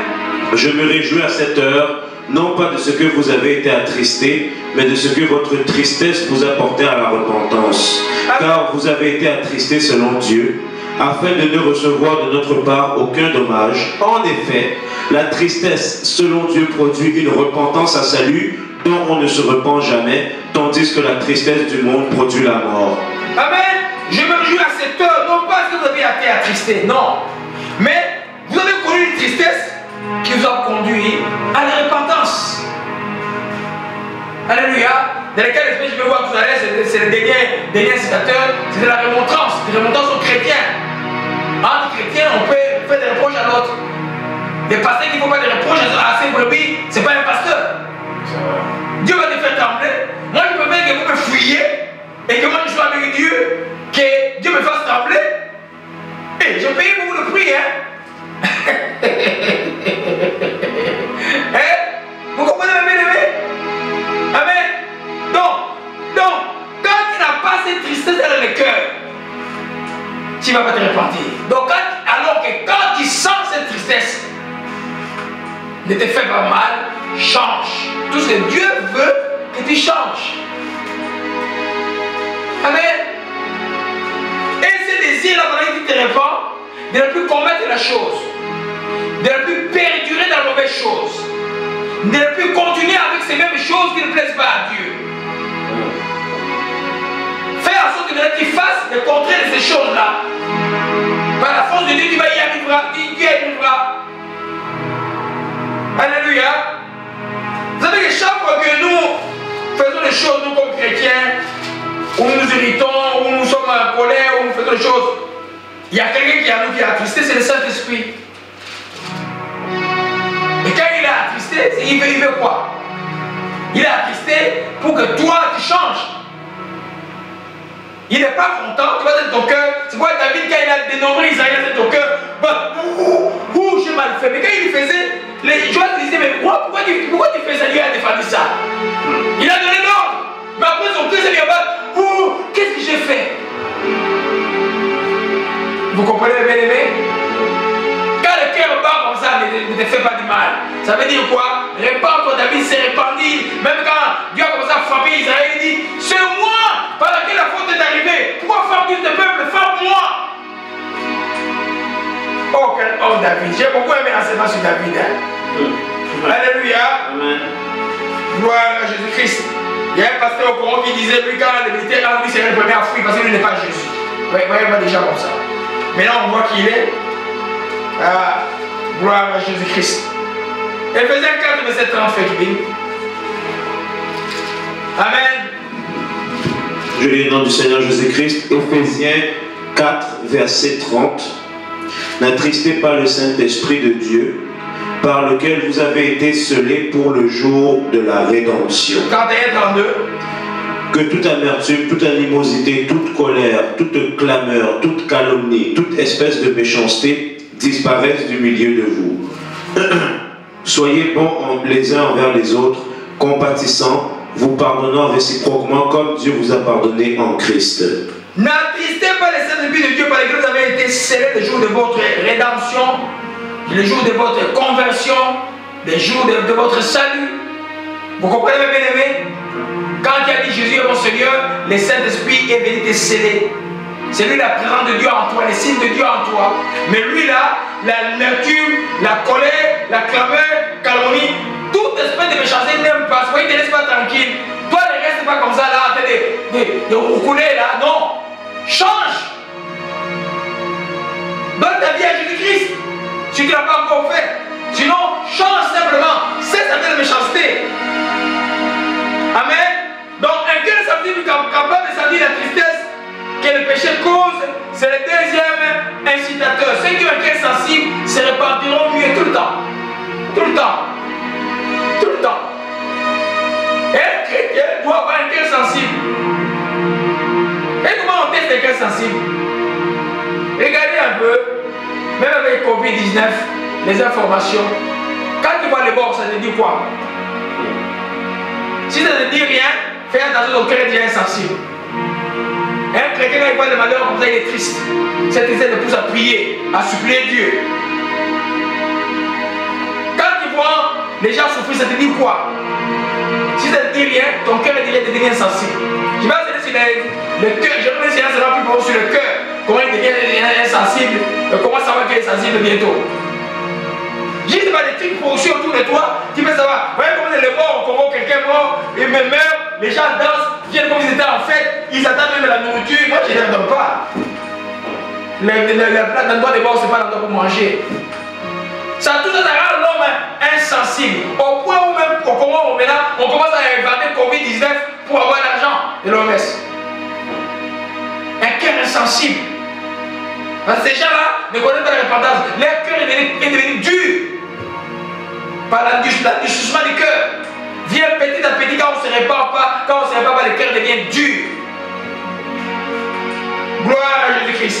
Troisième incitateur de la repentance. Qu'est-ce qui pousse l'homme à se repentir? Le troisième est magnifique, c'est la bonté de Dieu. La bonté de Dieu. La bonté de Dieu a fait que moi je devienne chrétien. J'ai regardé à mon époque comment est-ce que tout les gens étaient atteints de maladies qu'on appelle le sida, comment est-ce que les gens étaient tombés partout, et moi, et comment Dieu nous a épargné de toutes ces choses-là. Ça va me faire aimer patient qui mourait tout le temps. Je commençais à réfléchir sur la vie et j'ai donné ma vie en Jésus-Christ. La bonté de Dieu, ça veut dire quoi? Quand des fois dans la vie, tu regardes simplement les bonnes choses que Dieu a fait pour toi, mais tu vois qu'à la réponse, tu ne donnes rien de bon. Ça te pousse à te repentir. Pour juste pour ceux qui ne donnent pas à Dieu. Un jour, tu vois Dieu te réveille et dit, oh, voilà ce que j'ai fait pour toi, j'ai fait pour toi, j'ai fait pour toi, pour tout ça. Et puis tu vois, tu dis, oh, j'étais ingrat devant Dieu. Qu'est-ce que je peux offrir à Dieu? C'est comme ça que ça marche. La bonté de Dieu peut nous aimer de beaucoup de choses. Une calamité passe toute ta famille entière. Aucun n'est mort. Ça te pousse à t'examiner plus pour t'approcher plus, à essayer de te repentir plus. Amen. La bonté de Dieu fait que maintenant là, Jésus ne vient pas encore pour que la majorité des gens viennent en Christ. Quand il y a tous ces messages-là, ne dis pas que je vais donner ma vie à Jésus demain. Donne-le aujourd'hui. Profite de la bonté de Dieu maintenant. C'est un grand incitateur de la repentance. Tu regardes pour Dieu, combien d'accidents tu as fait dans ta vie? Comment tu t'es échappé, mais tu n'as pas encore décidé de donner ta vie à Jésus-Christ. Oh, la bonté de Dieu va te pousser à donner sa vie à lui. Tu vas te repentir. Romains 2, verset 4. Gloire à Jésus-Christ. Romains 2, verset 4. Je lis le nom du Seigneur Jésus-Christ, Romains 2, verset 4. Amen. Où méprises-tu les richesses de sa bonté, de sa patience et de sa longévité, ne reconnaissant pas que la bonté de Dieu te pousse à la repentance, mais par ton endurcissement et par ton cœur impénitent, tu t'amasses un trésor de colère pour le jour de la colère de la manifestation du juste jugement de Dieu. Lis encore à partir du verset 3. Et penses-tu, ô homme, qui juge ceux qui commettent de telles choses et qui les fait, que tu échapperas au jugement de Dieu? Ou méprises-tu les richesses de sa bonté, de sa patience et de sa longanimité, ne reconnaissant pas que la bonté de Dieu te pousse à la repentance? Alléluia. Quand il constate ces choses,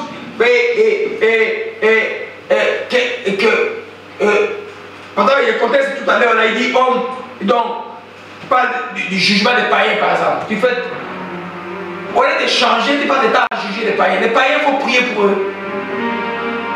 C'est dehors, on n'a pas le droit de les juger. On peut prier pour eux. Alléluia.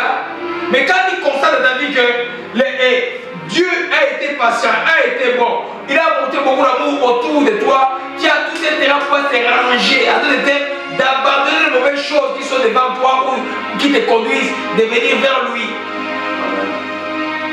Amen. Toi, tout le monde craint Dieu, mais tu as venu dans le monde de partout, tu as vu des choses de pire du monde, tous tes amis sont morts. Tu es vivant. Tu ne comprends pas que cette bonté de Dieu pour toi te pousse à changer. Vous avez grandi à 10, toi tu es devenu millionnaire. Toi, ton argent, c'est pour faire du mal aux gens tout le temps. Tu ne penses pas que cette bonté de Dieu te pousse toi à pouvoir être riche pour Dieu? Parce que tout va passer sur cette terre-là. Alléluia. C'est tellement important. C'est un chemin de repentance. Il faut être observateur dans le monde. Il faut aussi voir ce que Dieu a fait pour toi. Amen. Moi, quand je vois pendant les gens souffrir de l'immigration, ça me fait tellement mal parce que je n'ai jamais eu un problème d'immigration dans ma vie. Je suis comme un petit prince, boucher de la francophonie, on peut me payer, on paye aussi $300 ma femme, et puis les enfants sont arrivés. La même année, j'ai reçu la nationalité canadienne, j'ai reçu la green card américaine, j'ai jamais eu de problème. Mais moi, j'ai dit, j'aurais pu utiliser un papier pour amener mon frère, ma conscience de chrétien dit, ne fais pas ça, ne dois pas faire. Mon frère est mort, ça me fait mal ça. Mais j'ai dit, mais je suis demeuré honnête, je crois que mon frère est auprès du Seigneur. Alléluia.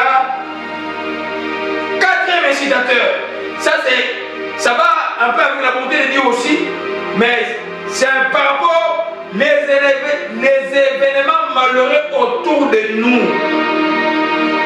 Amen. Ou que ce soit les calamités, que ce soit le Covid-19 ici, que ce soit les blocages, tout cela doit nous conduire à la repentance. Alléluia.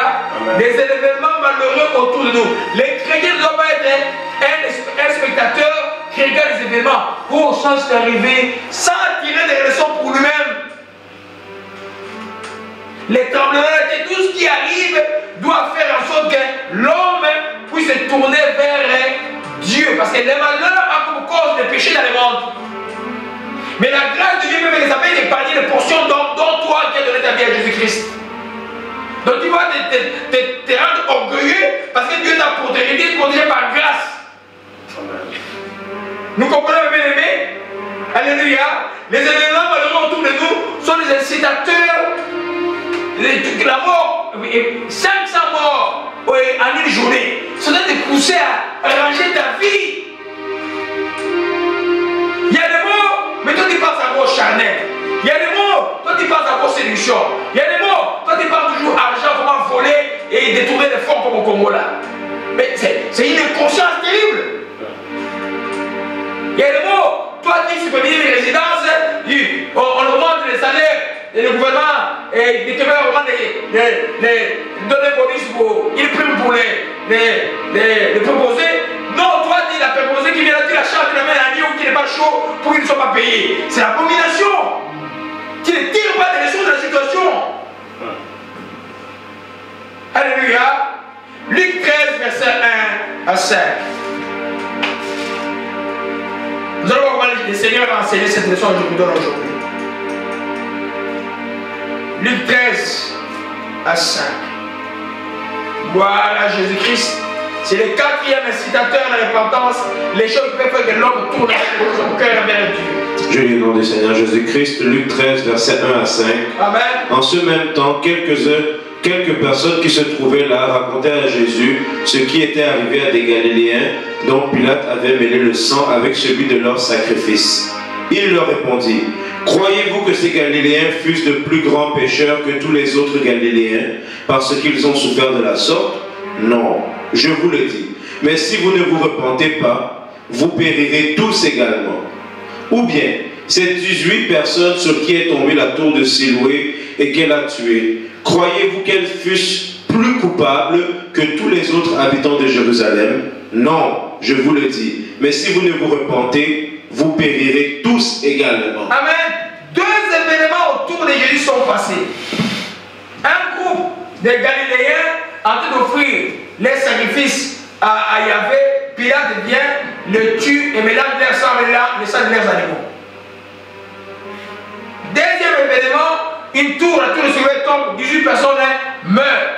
Jésus dit simplement ici, je vous dis, il dit, croyez-vous que ces Galiléens fussent de plus grands pécheurs que les autres Galiléens? Si vous ne vous repentez pas, vous périrez. Croyez-vous que tous les gens qui meurent, qui sont morts au nord de l'Italie, c'est bien, c'est plein de racisme là-bas, je sais ça. Amen.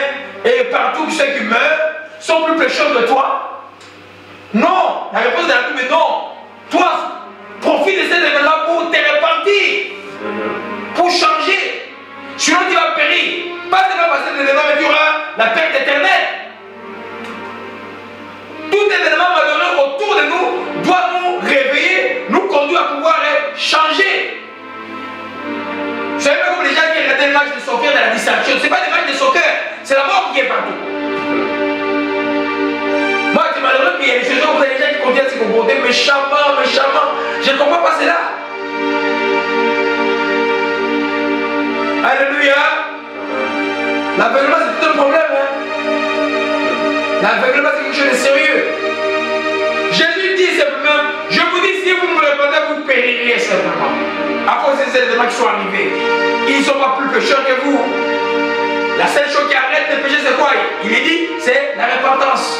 Repentez-vous, changez, abandonnez l'ancienne vie, embrassez une nouvelle vie.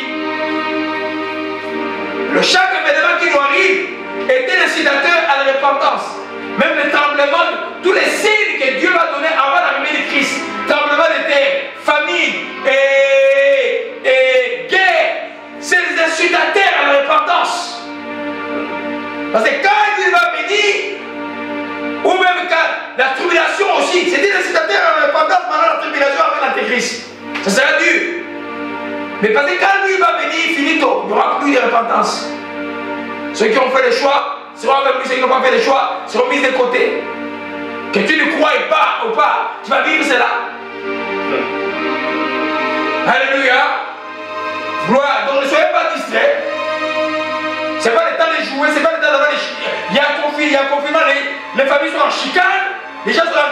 Mais est-ce que vous comprenez ce qu'il y a dehors? Enfin. Hein? C'est le temps de se repentir. Amen. Et tourner même Dieu, d'abandonner les péchés, d'abandonner le mal. Ceux qui meurent ne sont pas plus pécheurs que les autres. C'est Jésus qui le dit.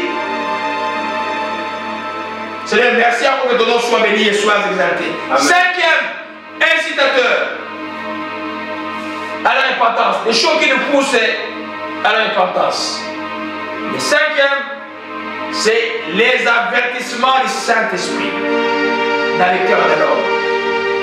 Le Saint-Esprit, quand il est venu en toi, quand il est venu te remplir, il n'est pas venu chômer. La Bible dit, ceux qui sont en Jésus sont conduits par le Saint-Esprit. Et dans la manière dont le Saint-Esprit conduit, il y a les avertissements qu'il donne. Tu fais les choses mal, tu as un songe qui t'avertit. Il y a des visions qui t'avertissent. Il y a des prophéties qui t'avertissent. Tu dois pouvoir écouter. des avertissements du Saint-Esprit, les chrétiens qui négligent les promptings ou les avertissements du Saint-Esprit et qui ne coupent pas son cœur où l'Esprit de Dieu parle, va avoir des problèmes très sérieux. Tu fais un songe qui montre que tu sais un chemin tout noir de prédiction. Répands-toi, examine-toi. Qu'est-ce que je fais qui est mal? Seigneur, montre-moi que je cesse de faire le mal.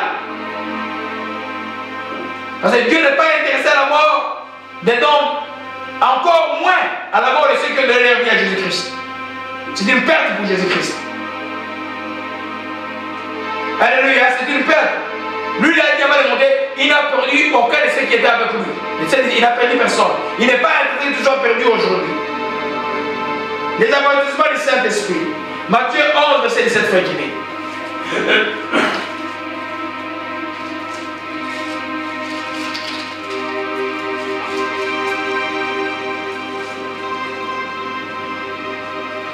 « 16 à 11.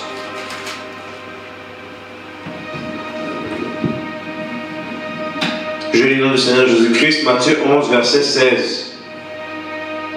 À qui comparerai-je cette génération? Elle ressemble à des enfants assis dans des places publiques et qui, s'adressant à d'autres enfants, disent: Nous vous avons joué de la flûte et vous n'avez pas dansé. Nous avons chanté des complaintes et vous ne vous êtes pas lamentés. Car Jean est venu ne mangeant ni ne buvant et ils disent: Il a un démon. Le Fils de l'homme est venu mangeant et buvant et ils disent: C'est un mangeur et un buveur, un ami des publicains et des gens de mauvaise vie. Juste les versets 16 et 17. Amen. À qui comparer cette génération? Elle ressemble à des enfants qui assis à la place publique, s'adressant à d'autres. Nous avons joué la flûte, nous n'avons pas dansé. C'est comme tous ces chrétiens à qui Dieu essaie de bien avertir, ils ne réagissent pas. Ils font des mauvais songes, ils ne réagissent pas. On demande qui est dans le trou de mort, qui ne réagit pas. On demande qui est un chemin qui n'est pas. On demande que le choix que tu veux faire n'est pas bon, n'est pas bon. Tu continues à aller comme un à la boucherie. Tu ne réagis pas. La prière, c'est bon. Mais elle doit aboutir des actions. Dans la repentance, il y a des choses qu'il faut faire. Quand Dieu t'a donné un avertissement de cesser quelque chose, tu dois pouvoir. Ne sois pas comme ces gens-là qui disent: Nous avons joué la flûte, ils n'ont pas dansé. Mais pourquoi ils ont joué la flûte? Ils sont lamentés, ils n'ont pas pleuré. Pourquoi ils sont lamentés? Et pourquoi ils ont chanté des complaintes? Et ils ne sont pas lamentés. Pourquoi ils ont chanté des complaintes? Parce que ces choses-là marchent ensemble. Je veux dire simplement que quand Dieu parle, t'avertit, il faut faire très attention. Job 33, verset 14 à 18.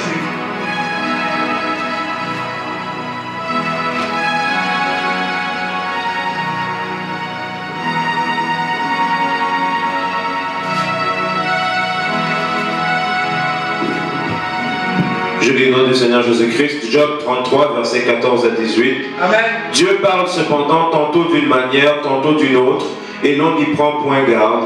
Il parle par des songes, par des visions nocturnes, quand les hommes sont livrés à un profond sommeil, quand ils sont endormis sur leur couche. Alors il leur donne des avertissements et met le sceau à ses instructions, afin de détourner l'homme du mal et de le préserver de l'orgueil, afin de garantir son âme de la fausse et sa vie des coups de glaive. Alléluia. Dieu parle d'une manière, d'une autre, mais on n'est pas point garde. C'est-à-dire, c'est comme ces choses que Jésus a dit: on joue la flûte, on ne danse pas, on néglige. Il dit, il parle par des songes, des visions nocturnes, quand les hommes sont livrés pour le sommeil, ils sont endormis. Il leur donne des avertissements et met les soins à ces instructions afin de détourner l'homme de quoi? Du mal et de le préserver. Ça veut dire que quand Dieu t'avertit, c'est pour que tu te répandes. Détourner du mal, c'est la repentance. Alléluia. Amen. C'est pourquoi ne néglige pas les songes qui te donnent. Et même pas sur les bons songes. Les choses je suis d'avertissement, ça te sauve, c'est bon. Nous comprenons, bien aimé. En fait, et le verset 19 dit, par la douleur aussi, le verset 19, Job 33, verset 19, frère Kipin. Je lis au nom du Seigneur Jésus-Christ, verset 19. Par la douleur aussi, l'homme est repris sur sa couche, quand une lutte continue vient agiter ses os. Amen.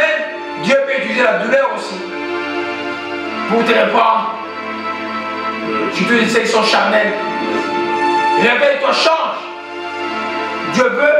Le corps n'est pas important pour Dieu, c'est ton esprit qui est plus important. Ce corps corruptible là n'est pas corrompu là plutôt là, n'est pas important pour Dieu.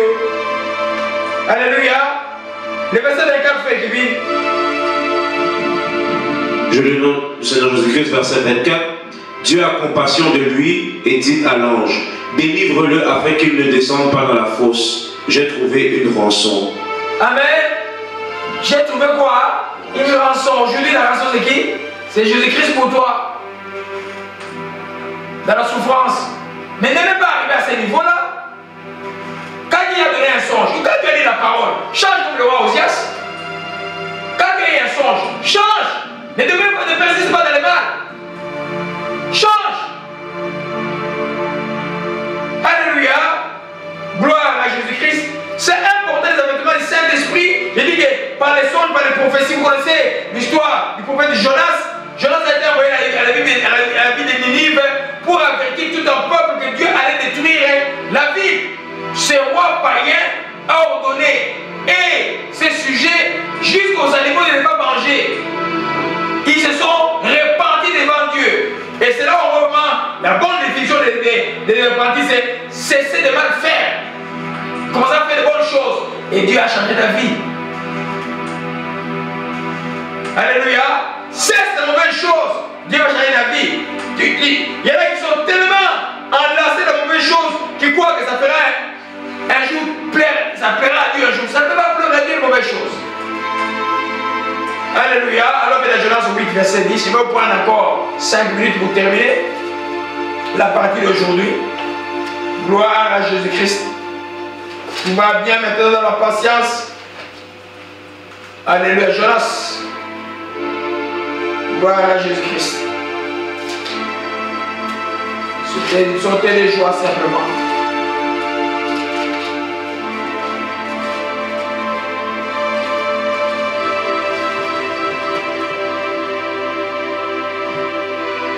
Après Abdias, frère. Ouais. Gloire à Jésus-Christ.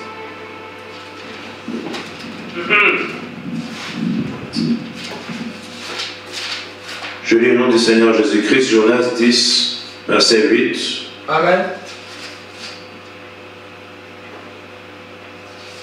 8 à 10. Jonas 1, verset 8 à 10. Alors ils lui dirent, dis-nous qui nous attire ce malheur. Non, Jonas, c'est chapitre 3. Chapitre 3, ok. Chapitre 3, verset 8 à 10. Amen.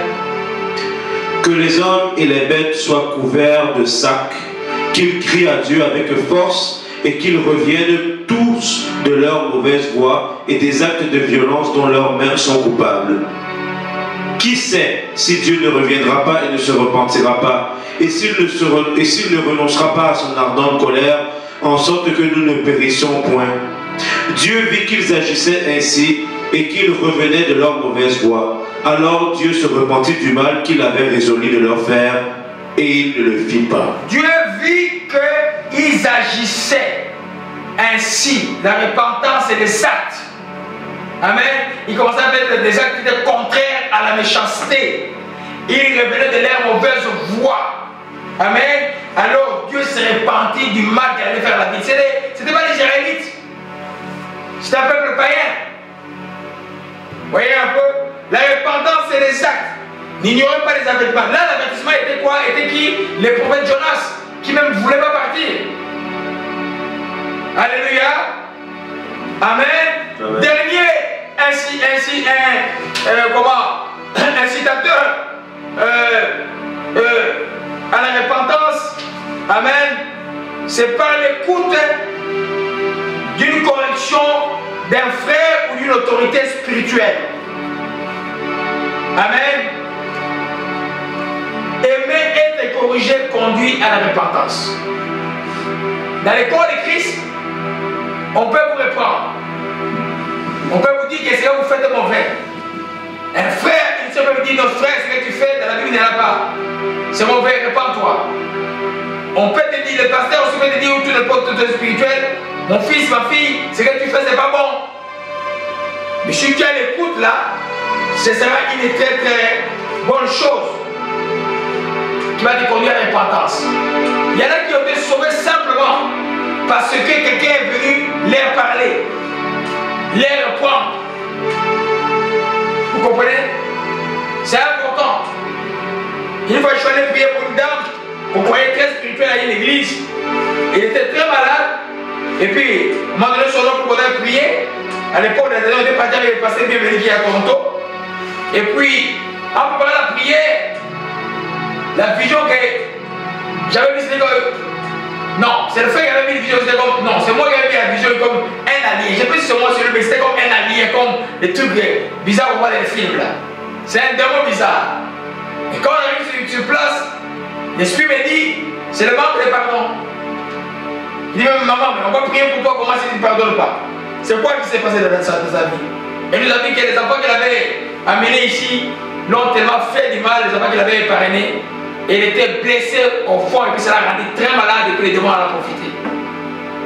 J'ai dit, mais maintenant, moi je te dis que si tu ne te repens pas de ça, moi je ne peux pas prier pour toi, je vais rentrer, ça ne servira à rien de prier. Et c'est pendant la prière, je l'ai dit même l'année dernière, en super forme 16 ans après. Vous comprenez mes bien-aimés? Des fois les frères et sœurs dans le corps de Christ peuvent venir te parler pour te corriger, pour te pousser à la repentance. Les frères peuvent te dire, frère, repens-toi, ce que tu fais n'est pas bon. Alléluia. C'est pourquoi l'orgueil n'a pas de place dans l'église de Jésus-Christ. Alléluia. Et frère Kevin, c'est dans le même contexte des textes que nous avons lus. Lis-nous encore 2 Corinthiens 7, versets 8 à 9 à 10. On a déjà vu ça plus de 3 fois. On va terminer avec ce texte-là rapidement. Un de ces textes avec lesquels on va terminer. Je lis dans le Seigneur Jésus-Christ, 2 Corinthiens 7, versets 8 à 10. Amen. Quoique je vous ai attristé par ma lettre, je ne me repens pas. Et si je ne me suis repenti, car je vois bien que cette lettre vous a attristé, bien que momentanément je me réjouis à cette heure, non pas de ce que vous avez été attristé, mais de ce que votre tristesse vous a porté à la repentance. Car vous avez été attristé selon Dieu, afin de ne recevoir de notre part aucun dommage. En effet, la tristesse selon Dieu produit une repentance à salut, dont on ne se repent jamais, tandis que la tristesse du monde produit la mort. Alléluia. Ça c'est Paul. Le contexte de cette remarque-là, c'est Paul qui reprend les Corinthiens. S'il n'avait pas repris les Corinthiens, s'ils s'étaient repentis, non. Il les a repris et ils se sont repentis. Paul a fait le travail de Dieu et ils se sont retrouvés dans les relations avec leur Seigneur. Un pasteur qui ne reprend pas les brebis, ce n'est pas un pasteur. Alléluia. Un pasteur, quand quelqu'un marche mal, tu les reprends, qui il soit. Que ce que tu fais pas bien. Un pasteur ne peut pas avoir double standard, il doit reprendre les gens. C'est comme tout prophète qui ne reprend pas les gens, mais Dieu va les faire trembler sur tous les prophètes. Quand Dieu te dit quelque chose, va dire à quelqu'un, toi tu donnes le message, tu n'ajoutes rien, tu ne détaches rien, puis tu pars. La personne va se repentir, ce sera pour ton bien. Ne dis pas non, je le laisse donc, et il était méchant. Non, toi va le dire. Alléluia. C'est important, c'est quoi il écoute la réprimande et les chrétiens. Si tu n'aimes pas les réprimandes, tu ne vas pas passer la vie chrétienne. Si tu n'aimes pas la réprimande, viens pas à l'église, reste chez toi. Amen. Alléluia. Amen. Nous comprenons bien aimé. Évidemment, la réprimande que le pasteur fait, il va te sortir la Bible, il va dire voilà ce qui est écrit. Quand quelque chose est écrit, on ne discute pas. Amen. Amen. Alléluia. Amen. On reconnaît la chose et on change parfois la chose, ça s'appelle la repentance. C'est pourquoi j'ai mis ça comme un incitateur. Alléluia. À la repentance. Hein? La correction. 2 Timothée 2, verset 24 à 25, frère Kevin. Gloire à Jésus-Christ. C'est le temps de paix maintenant. Je lis au nom du Seigneur Jésus-Christ, 2 Timothée 2, verset 24 à 25. Or, il ne faut pas qu'un serviteur du Seigneur ait des querelles. Il doit au contraire avoir de la condescendance pour tous, être propre à enseigner, doué de patience. Il doit redresser avec douceur les adversaires dans l'espérance que Dieu, leur donnera la repentance pour arriver à la connaissance de la vérité. Amen. Il doit redresser. Ce mot fait peur. Redresser, ça veut dire quoi? Quelque chose qui est courbé, tu les redresses. Quelque chose qui marche à côté, tu les reprends pour qu'ils reprennent vie. En fait, quand nous parlons de la parole de Dieu, quel est le rôle de la parole de Dieu? La parole de Dieu nous a été envoyée pourquoi? Amen. Je vais vous dire ça rapidement. Dès Timothée 3, verset 16 à 17, dit ceci: toute écriture est inspirée de Dieu, utile pour enseigner premièrement, pour convaincre deuxièmement, pour corriger. C'est là. Alléluia. Pour corriger et pour instruire. Donc nous voyons là que quand un frère vient t'instruire sur quelque chose ou te corriger pour quelque chose, si c'est dans la Bible, accepte-le, change. C'est une grâce de Dieu de fait. Pour parler un terme plus mondain, Dieu t'accorde une chance. D'abord, un frère ami te dira la vérité. Les vos amis ne diront jamais la vérité. Donc c'est ça le but de la parole. C'est pour enseigner, convaincre, corriger, instruire dans la justice. Afin que l'homme de Dieu soit accompli pour toute bonne œuvre. Nous comprenons, mes bien-aimés? Donc, ça c'est le 7e incitateur. Je crois que c'est par là que nous allons terminer. Nous allons continuer dimanche prochain avec de quoi doit-on se repentir. Alléluia. Amen. Et puis, je vais terminer peut-être ces messages-là. À ce moment-là, je récapitule les incitateurs, les choses qui nous poussent à nous repentir. C'est la connaissance de la parole de Dieu, la connaissance de Dieu, connaissance de la volonté de Dieu. Deuxièmement, un cœur sensible à Dieu, capable de sentir la tristesse qui cause le péché dans l'homme. Troisièmement, l'observation de la bonté de Dieu dans notre vie. Quatrièmement, les éléments malheureux autour de nous doivent nous réveiller par rapport à ce que Dieu est, par rapport à comment Dieu est, les péchés dans le monde. Et cinquièmement, les avêtements du Saint-Esprit, que ce soit par songe, vision ou même les Écritures, doit t'amener à changer. Tu as un rêve qui t'avertit, mais change par rapport à cela. Et puis sixièmement, par l'écoute d'une correction venant des frères ou d'une autorité spirituelle. Père, nous te rendons tout simplement grâce et disons encore merci encore au Dieu pour ces messages que tu nous donnes aujourd'hui pour que nous comprenions qu'est-ce que tu entends par ces messages que Jean-Baptiste est venu avec.